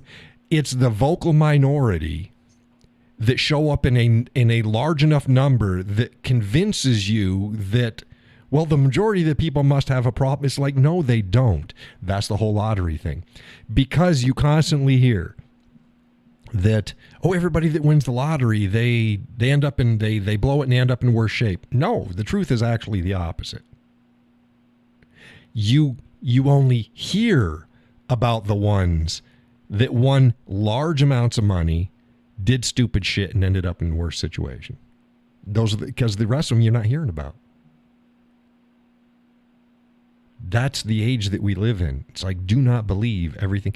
And I've warned about this. This is how the left wins and changes things, is because they're the loudest. And it's a minority within the left that are pushing shit. Most people in the left do not believe the left's mantras. They don't believe that shit. If you would get them aside, not amongst their group, and just talk to them as people, you'd agree on most everything. And I've said that time and time again. But there's a vocal, rabid minority in the left that make themselves seem larger than life. Take the pro-Palestinian / anti-Israel protests that are happening. God. There's a lot of people there. Yes, there is. Oh, my God. Half of them should be deported. So you've got 200 people blocking a roadway in a city with 50,000 people. Think about it. It's not what you think it is. You're just seeing a very vocal minority, and most of those people didn't even come from that community. They're the same people going to community, Right. making it appear as if that sentiment is the largest portion. It's not. Most people get about their life. Most people are not anti-Israel and pro-Palestinian. Hell, the Middle East isn't pro-Palestinian. Nobody fucking wants them. Yeah, exactly. This whole pro-Palestine movement is an anti-Israel movement. It is what it is. Just say it. I hate the gaslighting. I'll disagree with you. I'll vehemently disagree with you. But just be honest about it. You don't care about Palestine being free. The area, Gaza, and all of what is now Israel, and then some, because Israel gave a shit ton over to Jordan and other countries. Syria took a chunk. Look, it's always been controlled by some other group. Be it the Romans, be it the Syrians, be it what is the Jordanian Syrians are damn near the same thing. You know, it's all Egypt. They've all controlled the area. The group of people called the Palestinians were just a tribal peoples that lived in that, along with Jews and other people. Yep. The Jews were Palestinians. They lived in that area. Palestine, we talked about this before. Palestine is a pejorative that was given to the area. It was a bastardization of the Philistines. Exactly. And the Philistines were a different tribe, a different people. Right. It was the area that is colloquial known as Palestine. The people there weren't Philistines. Yeah, and the area was just called 48, that way because those that gave it the name, it was it was a pejorative. Yeah, they hijacked the Philistines, pretty much. Well, they were what they were. The Palestinians call themselves Palestinians because that's the name of the area that was given to them. But they weren't Philistines, and the whole area that is quote unquote Palestine. It was a pejorative.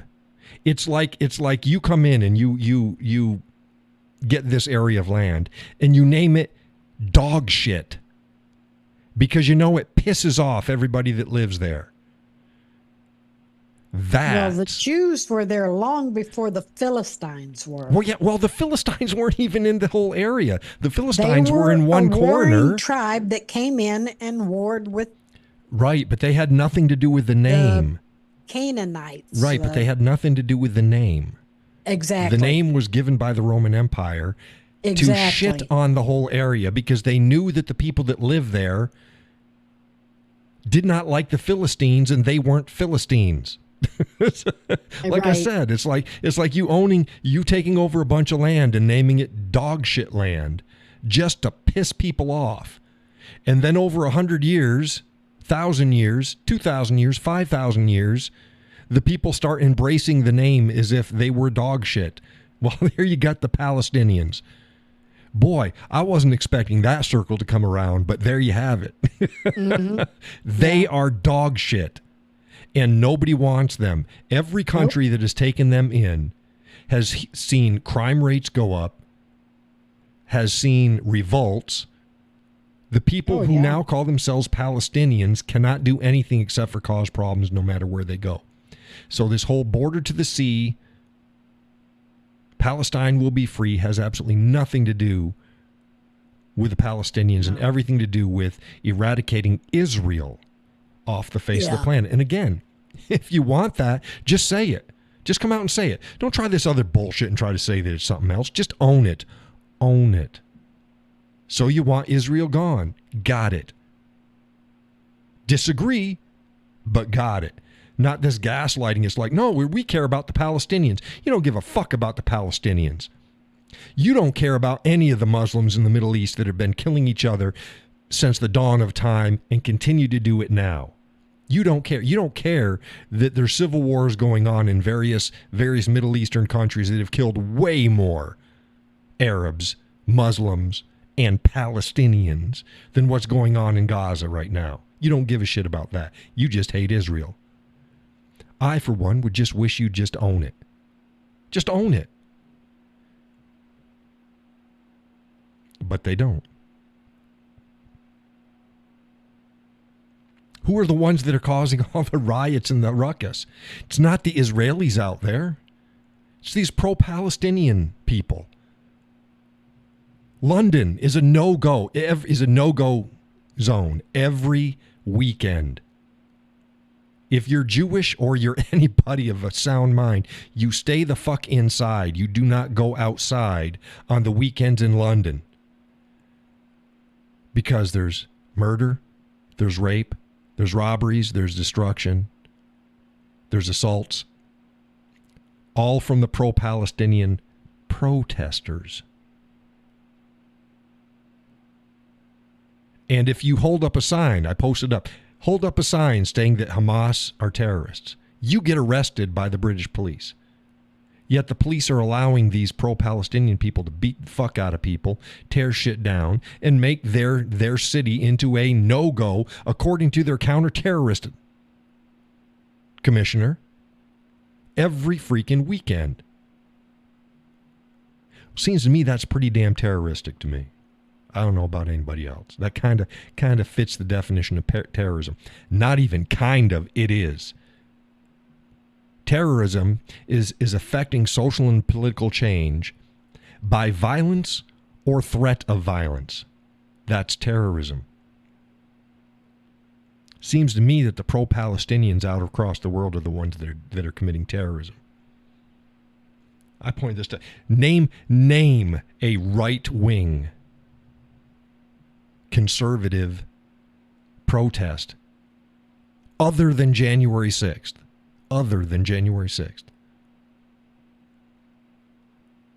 That was violent in any way, shape, or form, caused destruction and damage. You can't. You can't. Oh, but it's the right and conservatives are the problem. And all of these other jackwagons burning down cities and beating up people and what have you, they're okay. Because why? It's righteous then? No, it's terrorism.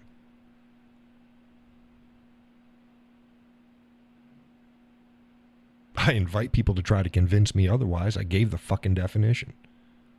Terrorism is affecting political and social change via violence or the threat of violence is terrorism. I mean, you don't even have to look that shit up. That's basic. We've known that shit for a long time.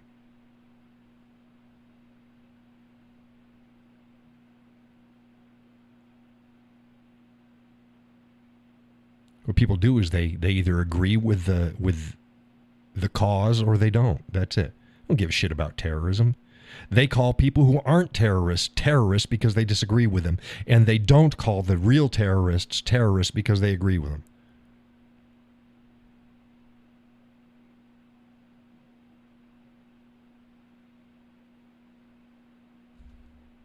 I say just call it even. Own it. Own it. And then we might be able to get someplace. And we can start dealing with shit. Black Lives Matter. Terrorists. More black lives were harmed and black communities were harmed due to Black Lives Matter activism than without it. The hell?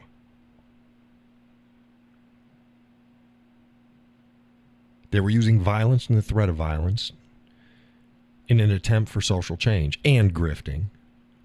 And people were using it for their own means. I'm going to riot and loot and steal shit.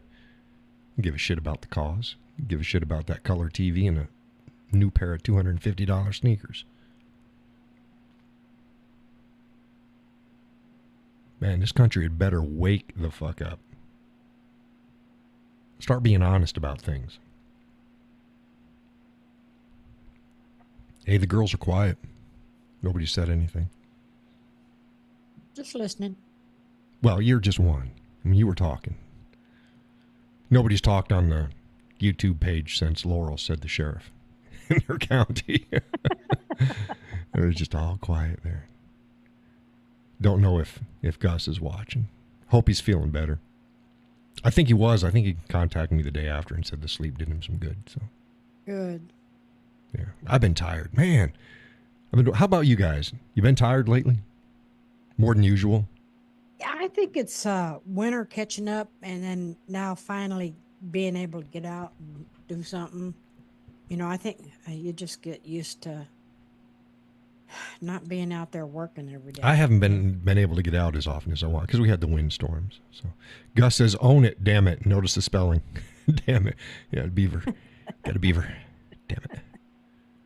Laurel says, listening, agreeing with what you are saying. Gus says, let me see here. I got to pull this up over there. Gus says, I've been here since the beginning. Oh, there you go. I knew he was. He's in the weeds. He's in the weeds. Sally with you?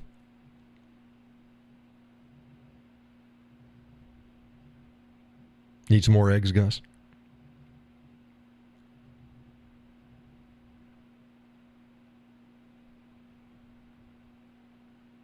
I think I got 2 18s and change stocked up. Laurel says, mowed my lawn Monday. Mowed your lawn? Holy shit. Gus says, I have my ears on. Breaker. Gustus, got your ears on? Judy says, so tired. I've worked over 120 hours past 2 weeks and still going strong. Yeah, it's a lot. I hope you're getting good money for it. Yeah. Hope you're getting good money. Mowed your lawn. Yeah, we're not ready for lawn mowing yet. Yeah, this weekend I'm gonna bring over. And this is how I'm handling the bees. They shouldn't be active yet. So what I'm going to do is I'm going to take a couple gallons of white vinegar, go third to a half and half, pour it all into with water, mix it up, pour it down into the beehive. That should kill them good. But then I'm gonna hit the top of it with foaming stuff, and I'm gonna jab it in and hit the foaming stuff in there. And then I'm going to take some dirt and I'm going to pile it on the top of all that and seal it up good. That's how I'm dealing with the bees. It should work fine. Should work fine. Judy says, the money is awesome, but I need the rest. Yeah, money doesn't do you any good if you're dead or too worn to appreciate it. Laurel says tomorrow's supposed to be 75 plus. Holy crap. Yeah, we're not ready there yet. I think it was close to 50 today. And I think it was 50 yesterday, but it still had wind, so it didn't feel like it. Gus says, dig them out. Fuck that. No, I've seen that. It's like, yeah, because it's going to rot and it'll smell. No, fuck that. I'm not dealing with that shit. No. I can't for the life of me chance that they're going to, no. I know most people do that. Not doing it. Holy shit. Oh my God.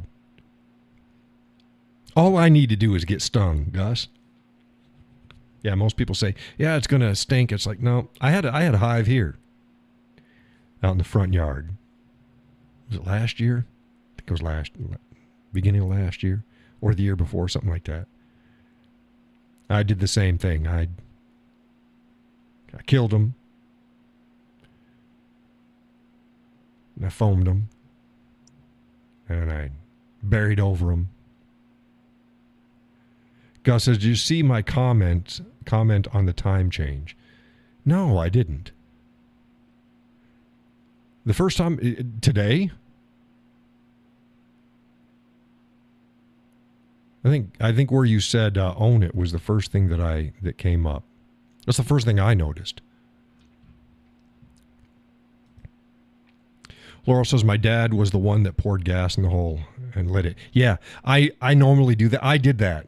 That's what I started with out here at my place, but it was out away from the house. This is right up against the house. It's like, no. Oh, God. Yeah. My youngest said, yeah, burn them out. Oh, like, yeah, no, right. It's right up against the house. Good Lord. Oh, my goodness. Yeah, it was. Well, let's see if I can show you the entrance. I still should have it. Let's see here. Let's go out here. Okay, let me see. You see that?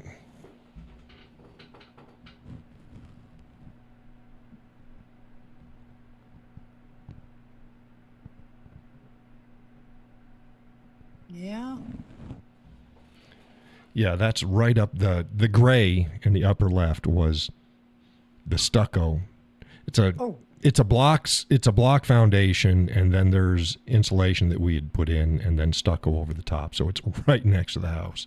It's like, holy crap! So no, I can't burn these buggers out. So Laurel says, yeah, that's a big no. It would take care of the house problem. No more house. But yeah. Gus says, I just did it. I typed a bad word. I said the time change is kicking my rear end. Oh, yeah. It's amazing what 1 hour can do, especially right at the beginning. Again, I don't care. Just if they like the extra time, do it, but just keep it that way year round. Yeah, I don't care which way they go. Just keep pick it. a lane. Yeah.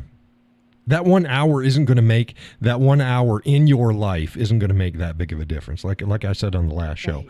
Oh, you get home at 6 o'clock and you have to make dinner and the kids are playing. Look, if it's still daylight at 6 o'clock, sorry to tell you folks, the sun's not going to go down till 8:30, 9 o'clock easy. So yeah, if you can't have the kids play and dinner made before sun goes down, you've got a time management problem. You don't have a daylight savings time problem. You have a time management problem. But yeah, it didn't come up.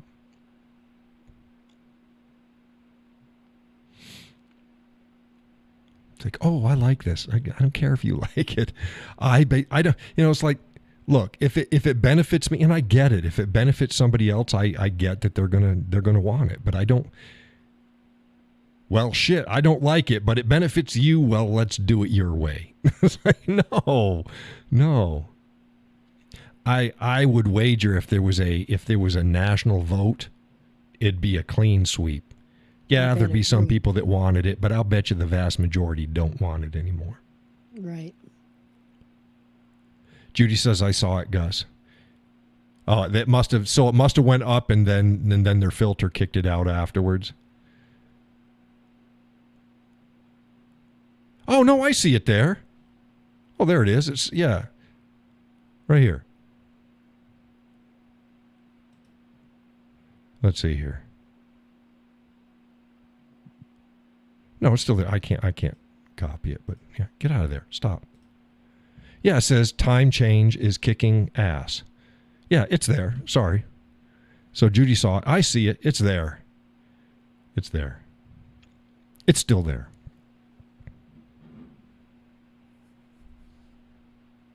To answer, are you ready for eggs? Always ready for eggs. I love eggs. Eat a lot of them. Yeah, they're good eggs. Girl's doing good. Good eggs. Found an egg behind the coop earlier today. It's like, son of a bitch. I don't know how long it's been out there. It wasn't frozen to the point where if it froze, it didn't crack the egg. So we set it aside. We'll use it first. But so there wasn't any. It wasn't cracked. But it's like, crap.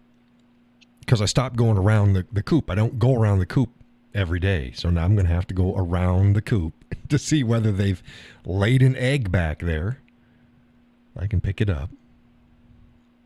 It's like, So now they're laying in back, and they're laying in the front in the run, and that's fine. We can see it, but they're also laying in the bedding in the coop itself and in the nesting boxes. It's like, no, we make nice nesting boxes for you. Just put all the eggs in there.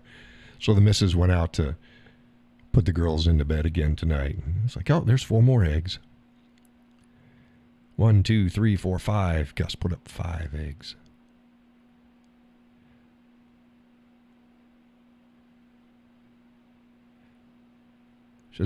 Laurel says, put it in a glass of water. If it sinks, it's good. No, it may or may not. I thought it's the opposite. I thought if eggs sunk, they're fresher the more they float. And they're older the more they. Let's look that up. I don't mean to be contrarian, but I just saw that the other day.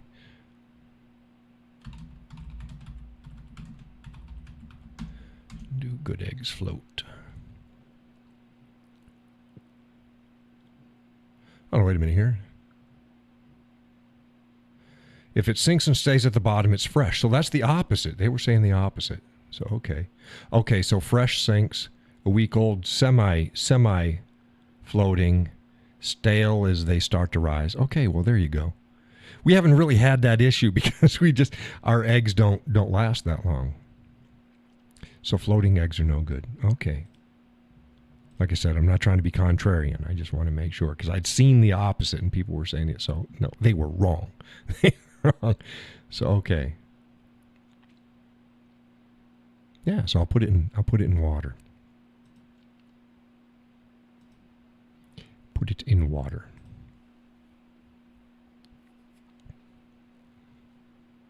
But either way, it wasn't cracked. We don't eat cracked eggs. We'll either throw them or we'll fry them up real quick and then we'll feed them back to the gals. Feed them back to the chickens. Yeah. There. Yep. We do the same thing with their eggs. The shells, their eggs, the shells. We collect the shells and then we bake them, dry them all out and crush them up and put them back in with their food and scratch. Because they use that Another for good thing for the calcium scratch and in their is wood ash. Yeah, well, we got a lot of other stuff, so we're coming up. The missus says we're going to do a lot more smoking this year. She goes, you know what you're going to do? You're going to do more smoking this year. We used to smoke all the time, and then we had stopped for a few years. Last year we did a little bit, and she's like, you're gonna do some more smoking this year. I'll get out there all day. Putter around. Keep the smoker going. Keep the temperature right. Spurt some things down with, I like either apple juice or like cherry juice is good. Spray them down, mist them down. Yep. Have my beer. Or Mike's Hard Products. That's a good drink for a smoking day. I usually have beer all day or Mike's Hard drinks on my smoking days. If you see me drinking, I don't drink a lot. Contrary to popularly, I don't drink a lot. I can. I don't. If there's a party or guests over, I may have some beer or, again, a Mike's product. Have my beer when I'm having my meal. I like, or wine, depending upon what it is. And then a whiskey at night. You've noticed I haven't posted about it. I've been under the weather for the past couple of weeks. I've only had whiskey a couple times in the past couple of weeks. I was going to have it last night. Got it set aside. Ezra Brooks 99. Had it set aside. He's like, yeah, I think I'm going to have some whiskey tonight. She's like, good. Didn't have it. It's like, it looks like I'm not having whiskey tonight. And she's like, yeah, I noticed that. Well, yeah, here's what it is.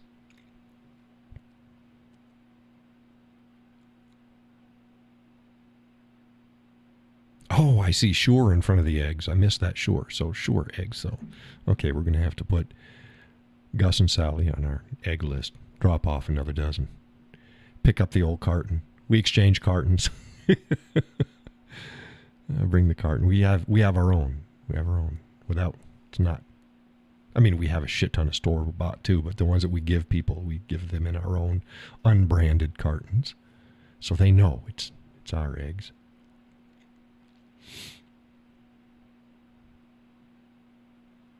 What was I saying? Whiskey.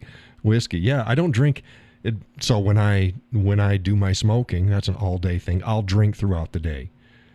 That's about it. But it's not even to the point of getting drunk or a buzz or anything. Not even get a buzz. You just wet your whistle throughout the day. I could do it. I could have lemonade. I don't think I'd have iced tea. Iced tea is fine, but if I'm out on a hot day and it's a long thing, that's probably lemonade. I like iced tea, but that's hillbilly wine. But yeah, lemonade. Sweet tea. And my brother probably drinks a lot more sweet tea than me. I drink it. It's fine. But if I'm going to have like all day long, I like a nice glass of lemonade. That's good. I like raspberry lemonade. Yeah. But a glass. But if I'm out and it's hot and I'm smoking, yeah, probably iced tea. Did I say lemonade? No. Iced tea. Damn, John, stop it. Iced tea. I like a lemon, a lemon raspberry iced tea. You and your fruit. Fruit. I like my fruit in the stuff. I like a good whiskey sour too, but see, a whiskey sour is like a lemonade. That's why I like whiskey sours, because it's like a hard lemonade. So I like a whiskey sour. Oh, love a whiskey sour on a hot day. Iced tea, raspberry iced tea. Had that growing up as a kid. That was a treat. Raspberry iced tea. Or just lemonade. Like lemonade. Right, Gus says, here we go with fruity drinks. Yeah. No, yeah. When it comes to lemonade, I like a straight lemonade. When it comes to iced tea, I like a raspberry iced tea. But, like I said, I like a good whiskey sour. That's like a hard lemonade. Yeah. It's good. Like a light beer on a hot day. Not a standard beer, a light beer. Yeah, I'm not a beer drinker. Never have been. Yeah. I like beer with my dinners. Gets cooler in the fall. Regular beer is okay outside, but a hot day, I like a good light beer. If I'm going to have a beer. No lemon in it. Those people, they get the beers and they take a slice of lemon and they stop it. Is that a Dos Equis? They do that? I don't know what they pop a lemon slice in the beer. No, fuck that. I like my beer to taste like beer. No fruity beer. No. Now, iced tea, yes. Coffee, sure. Yeah, I like my coffee to taste like coffee. Yeah, tonight, what was it? Chocolate raspberry from New England brand. I could do the chocolate maybe raspberry. chocolate strawberry or the chocolate strawberry from Dunkin' Donuts. You'd probably like that. It's a dark roast. Yeah, it's really good.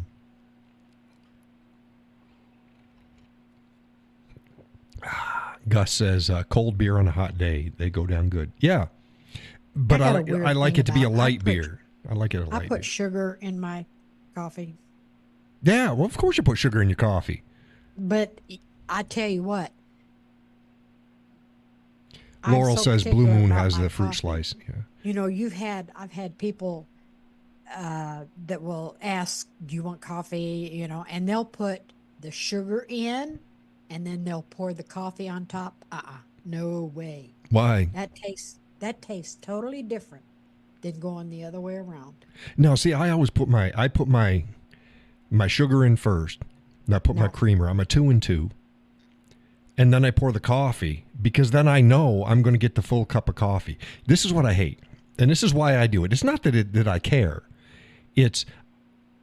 I hate filling up my coffee cup and then you put the stuff in and you don't have enough room. So this just takes care of that. But it tastes totally different. It does. It really does. Oh, yeah, it does. Well, the same way as, I use the instant, the powdered creamer. So that's different. If I'm using creamer, liquid, that goes in after. But I still hate running out of room. Yeah, and Laurel says Corona has the lime wedge. Yeah, lime Get a bigger cup. Yeah. Salt in a beer. Yum. Stop it, Gus. Yeah. Gross. No. Peanuts in Coke. No, gross. No, yes. Peanuts. Peanuts in eating the peanuts. I have to be very. I have to be very careful how I enunciate that because I'll get people out there. Yeah, well. The Whiskey Cowboy's talking about eating penis. It's like no, I'm not. Peanuts. Eating peanuts on the side. Nope. I like my peanuts inside my Coke. In my Coke. There, Donna, she likes her penis inside her coat. She likes a penis in her coat. Oh, she does. What the hell? You've been hanging out in San Francisco or something? All right, whatever. Yeah, these are dangerous words and stuff to be saying, because I can enunciate them wrong. Laurel says I use stevia and half in my coffee. Oh God, I don't like stevia. Yeah. I have a hard time with that. I don't use that. But that's okay. I was like, oh, I like my coffee black. Black, no sugar, no cream. It's like, have at it. I don't care. Well, drink it any way you want. New England. What's New that? England style. If you go up in your area and you ordered coffee and you ordered it regular, that would include cream and sugar. Okay. Well, I don't generally drink coffee elsewhere. I know, but I mean that is regular coffee up in the sugar and cream. Okay. Is sugar and cream. See, I've been all over the country, and I'm sugar and cream. It's a black. No, you can have it. Bless you. I don't care. Oh, thick and strong. Go ahead. I don't care if it takes scissors to snip it off each time you pour it into your cup. If that's how you want, if you want to drink motor oil, then you go ahead and do it. I'm the same way with beer. I'm a Guinness. I don't care. I don't like Guinness. I don't like IPAs. I don't like drinking grass. What is IPA? India Pale Ale. Oh, okay. Yeah, they got really big in the last 5 years or so. IPA. It's everywhere. It tastes nasty. It's bitter. It tastes like drinking lawn clippings. My son loves it, but then again, he drinks White Claw and that other shit too. So it's like, whatever. I've heard of that White Claw, but I've never. Yeah, it's a fruity drink. And I don't mean fruity as in it tastes like fruit. It's fruity drink. Dylan Mulvaney should have went and been an ambassador for White Claw, not Bud Light. Oh, well, hey. Laurel says, I can drink black coffee. I choose not to. Yeah, in a pinch I would, but if I don't have to, I like it sweet and I like it brown. Sweet and brown. Fruity. And fruity. I like, yeah. I mean, no, And fruity. I like flavored hazelnuts, pecans, the fruits, cherries, raspberries, blueberry. Oh, blueberry coffee is wonderful. Yeah, all that stuff. Not so cinnamon, I can take it or leave it. Chocolate's good. Good. But yeah, I don't judge my manliness by by what I drink or what I don't drink. It's no, drink what you want to drink. So you want to talk whiskey, we'll talk whiskey. But I don't even look, if all you like to drink, if you like whiskey and all you like to drink is 80 proof, because that's the base, that's fine. Hey, have at it. Just get yourself one that's good and you like it. Don't care. As long as you're not making me drink it. I'm not drinking it. I'm not buying it. Why the fuck should I care? Same way with coffee. That's, like I said, I used to work the road. The guys would give me shit. Oh, you got that pussy coffee. Yeah, I do. You want some? Sure. Never turned down a cup. I had to talk shit about it, but nobody ever turned down a cup. Yeah. It is what it is.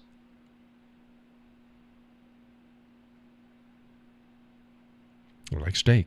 Cook your steak the way you want to cook your steak.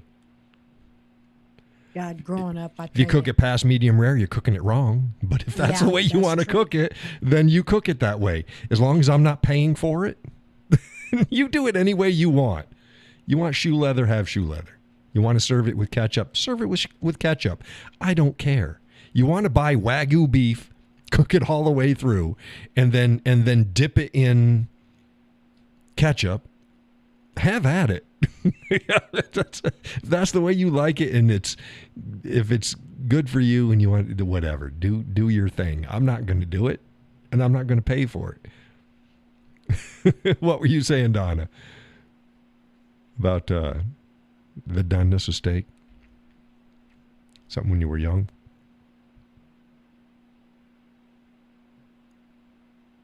Hello? Donna?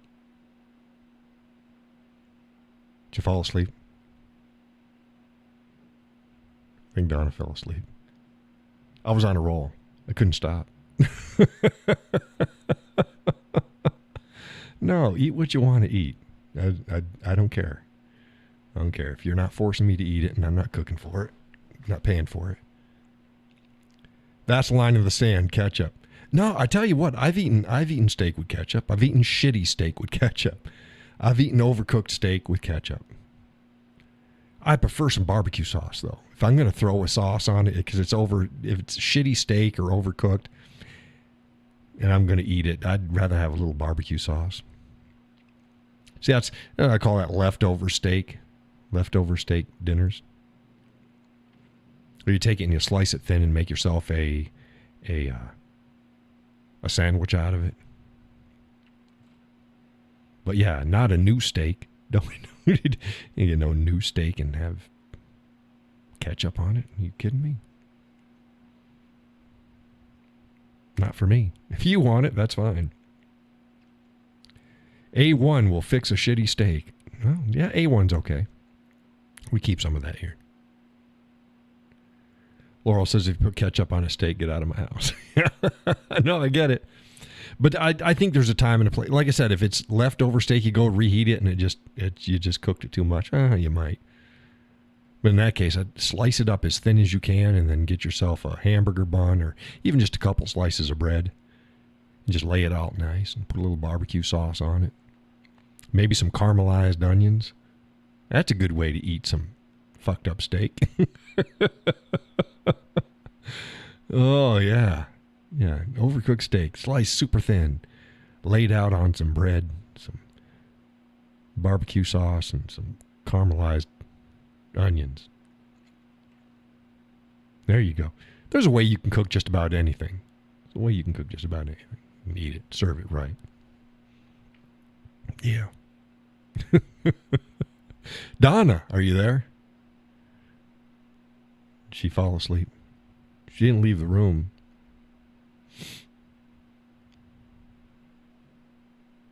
My son used to put ketchup on his steak. We talked about that, though.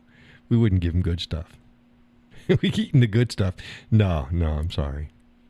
You got a house full of kids. You can get away. You know steak night? Yeah. Get him a shitty sirloin. That's what I get. When did sirloin get to be it's a great... go to places and get a sirloin. No.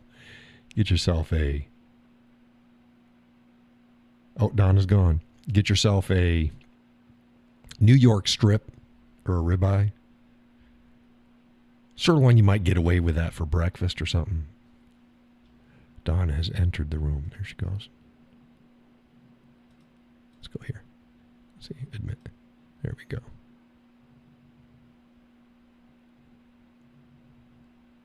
I wouldn't even put ketchup on liver. Yeah.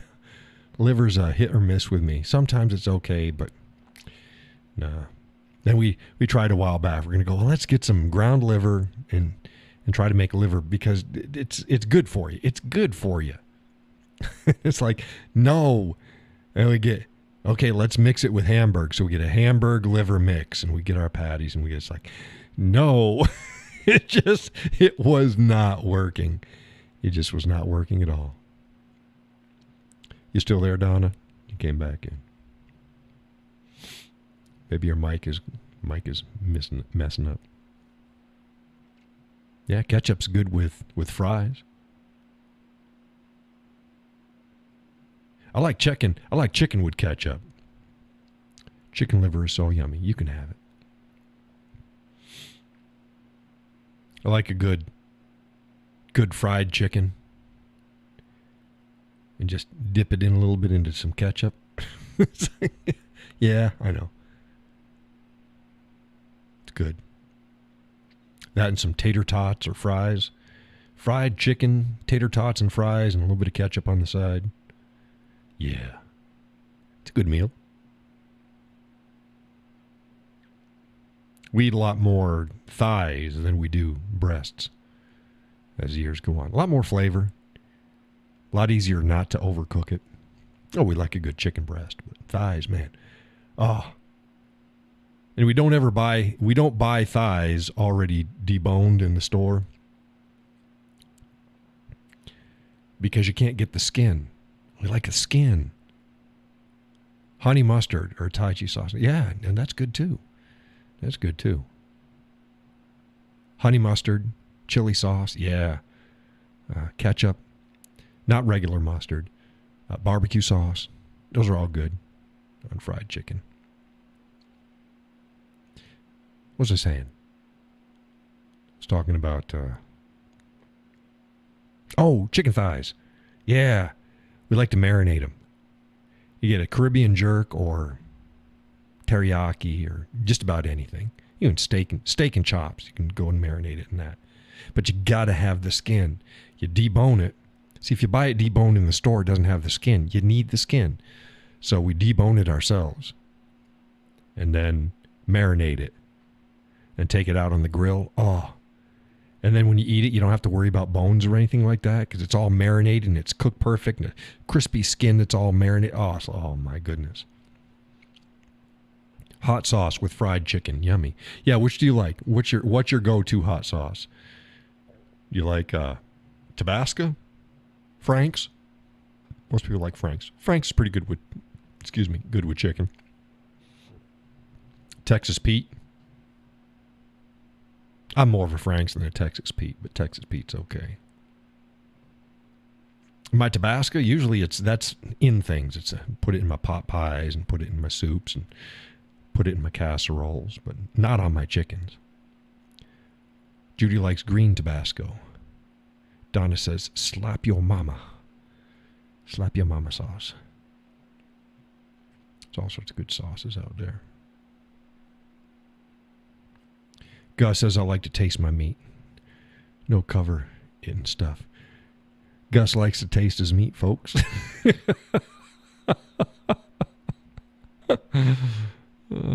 That's another quote I gotta put up there. Gus says, I like to taste my meat. Zoom audio is not working. Yeah, I saw that it wasn't coming through. I haven't changed any of the settings.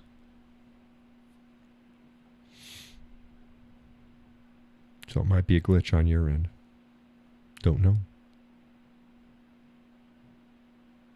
Pork, I like simple on pork. Depending upon what marinade's okay, but I like a simple pork chop.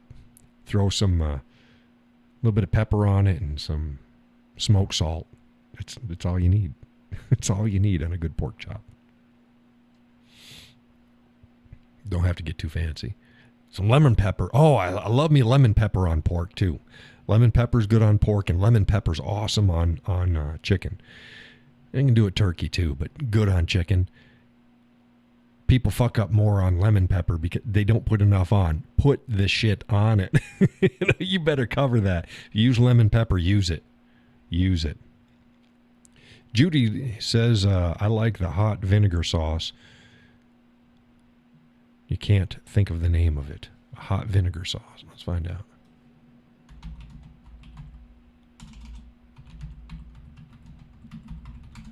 Hot vinegar sauce. Oh, okay.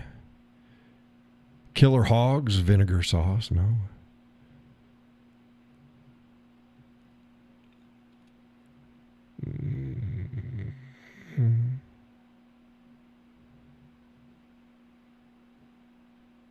There's Uncle Mike's vinegar and pepper sauce.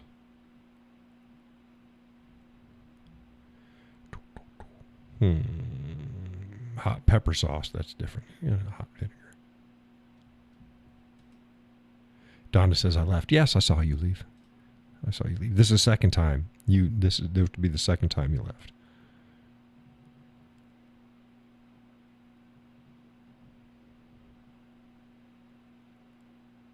George's hot sauce. Louisiana Tabasco. Killer Hogs. There's Killer Hogs vinegar sauce. Can't get.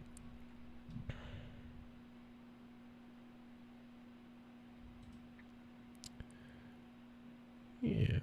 Let's see. Oh, shopping. Go directly to shopping and see what comes up.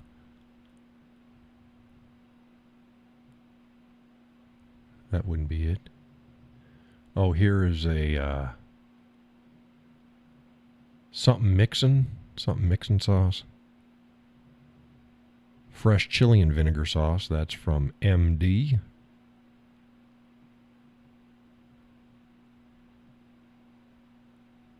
Friday's Nashville hot sauce, but that's not vinegar.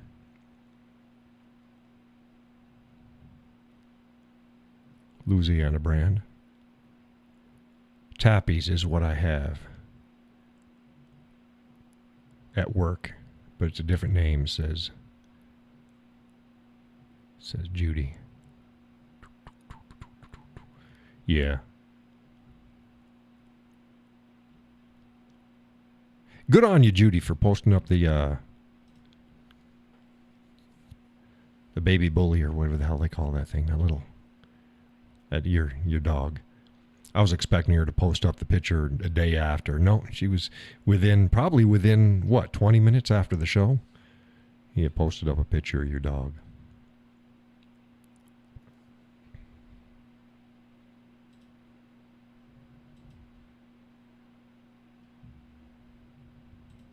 Pocket bully. There we go. Thank you, Donna. Okay, I didn't know what the hell that was. Oh, that's not it.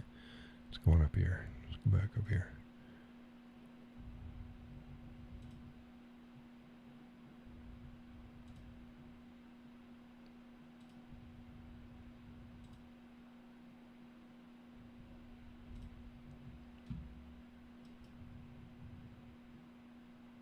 Oh, he's a mess? What's wrong with him?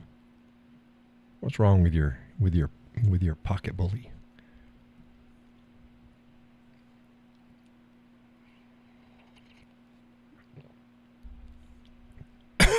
Oh my goodness.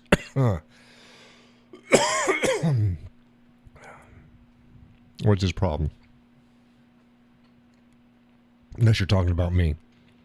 Maybe I'm a mess. That could be. No arguments there. Don't breathe coffee. It doesn't work well. Liquid ore. Oh, he farts and he snores? Yeah. Yeah, watch his diet. Watch his diet. But yeah, those little dogs will do that. Little dogs, those round bellies. Pugs will do the same thing.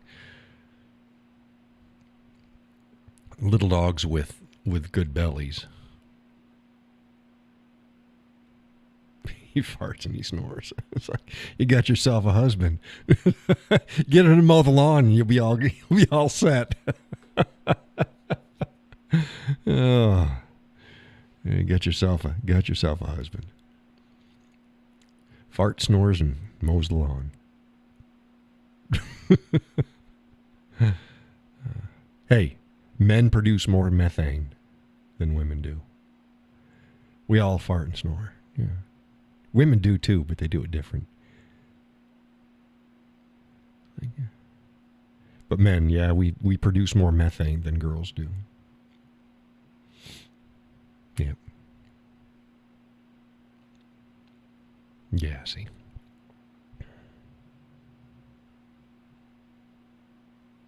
Yep. Panty burps. Women break wind. Yeah. They do. They fart in their sleep. They do.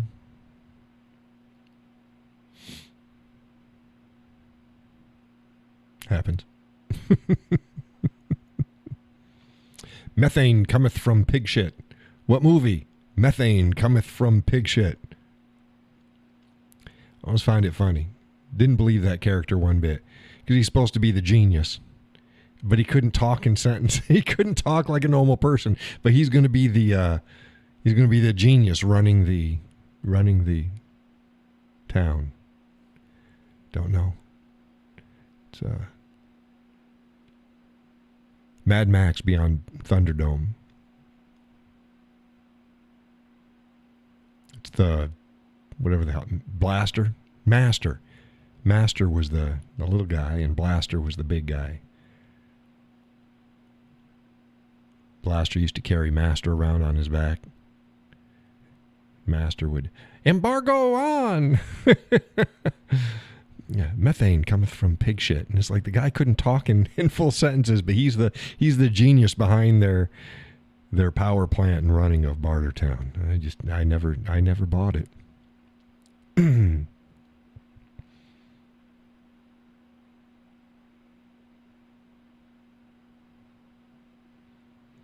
Breakneck. 1, 2. Yeah, I never bought that character. I would if they actually made him sound intelligent, but they. Master Blaster runs Bartertown. Who run Bartertown? Master Blaster runs Bartertown. Great movie. Farts, yes. Methane, farts. Methane cometh from pig shit.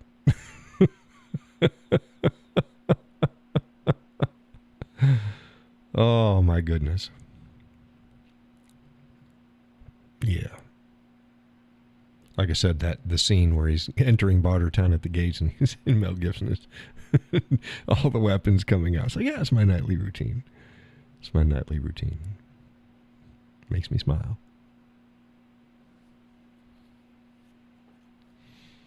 Yep. Got to have something for everything. I don't call myself Batman. I got my utility belt. I got my belt with everything around it. Yeah, some people might think that's funny, but if you're out someplace and you need something fixed or something needs to be taken care of, John's got a tool for it, and it's right there. It's right there. Oh. I don't have a fork and spoon now. I don't have that. If I start carrying a fork and spoon, then you got something to worry about.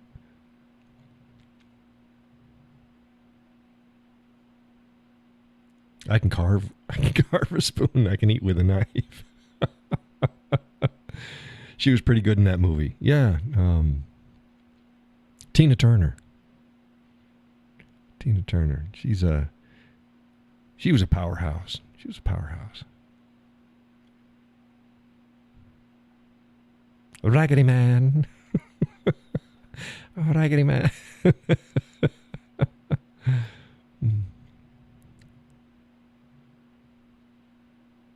You bust a deal, face the wheel. Oh, yeah, good movie. A lot of good quotes. A lot of good quotes coming from that movie. Auntie, I think her name was Auntie in the movie. Don't know what the hell her get-up was about, but it was post-apocalyptic chic. I don't know, something.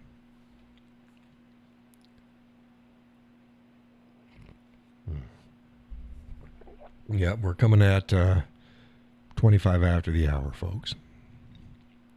Decent show. People just let me run on this show. Let me run. She played the part really well. Yeah, good actress. She did great.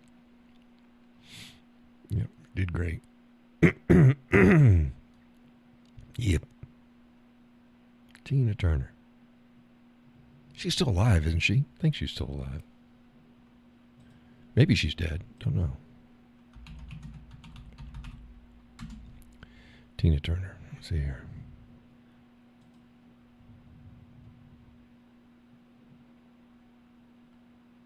Oh, she died in 2023. 83 years old.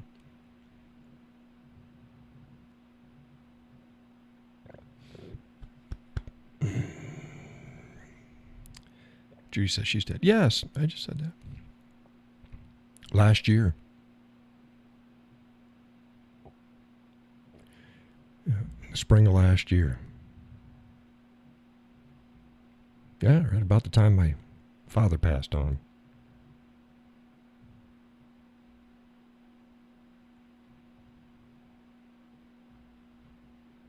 Yeah.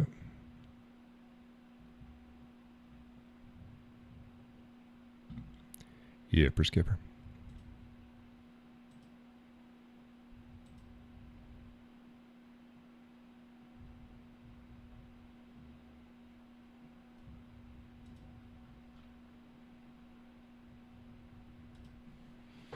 All righty. I think we're going to call it a night. Thank you all for showing up. Yeah, Gus says he's calling it a night. Yeah, I'm going to shut down. See you all on Sunday. I don't know. I'm hoping I'll be able to get to Vermont and take care of some things and bring the canoe over on Saturday. It'll either be Saturday or Sunday. Post up pictures and let you all know. That'll be posted up on Facebook. And so I'll see you Sunday night, and I'll see you on Facebook and other places until then. Again, thank you all for showing up. Gus, Judy, Donna, Laurel, Sally, if she showed in. Anybody else. I know some other people came and left, so if I forgot anybody's name, forgive me. But, well, that said, see you next time. And online, till then, God bless and take care.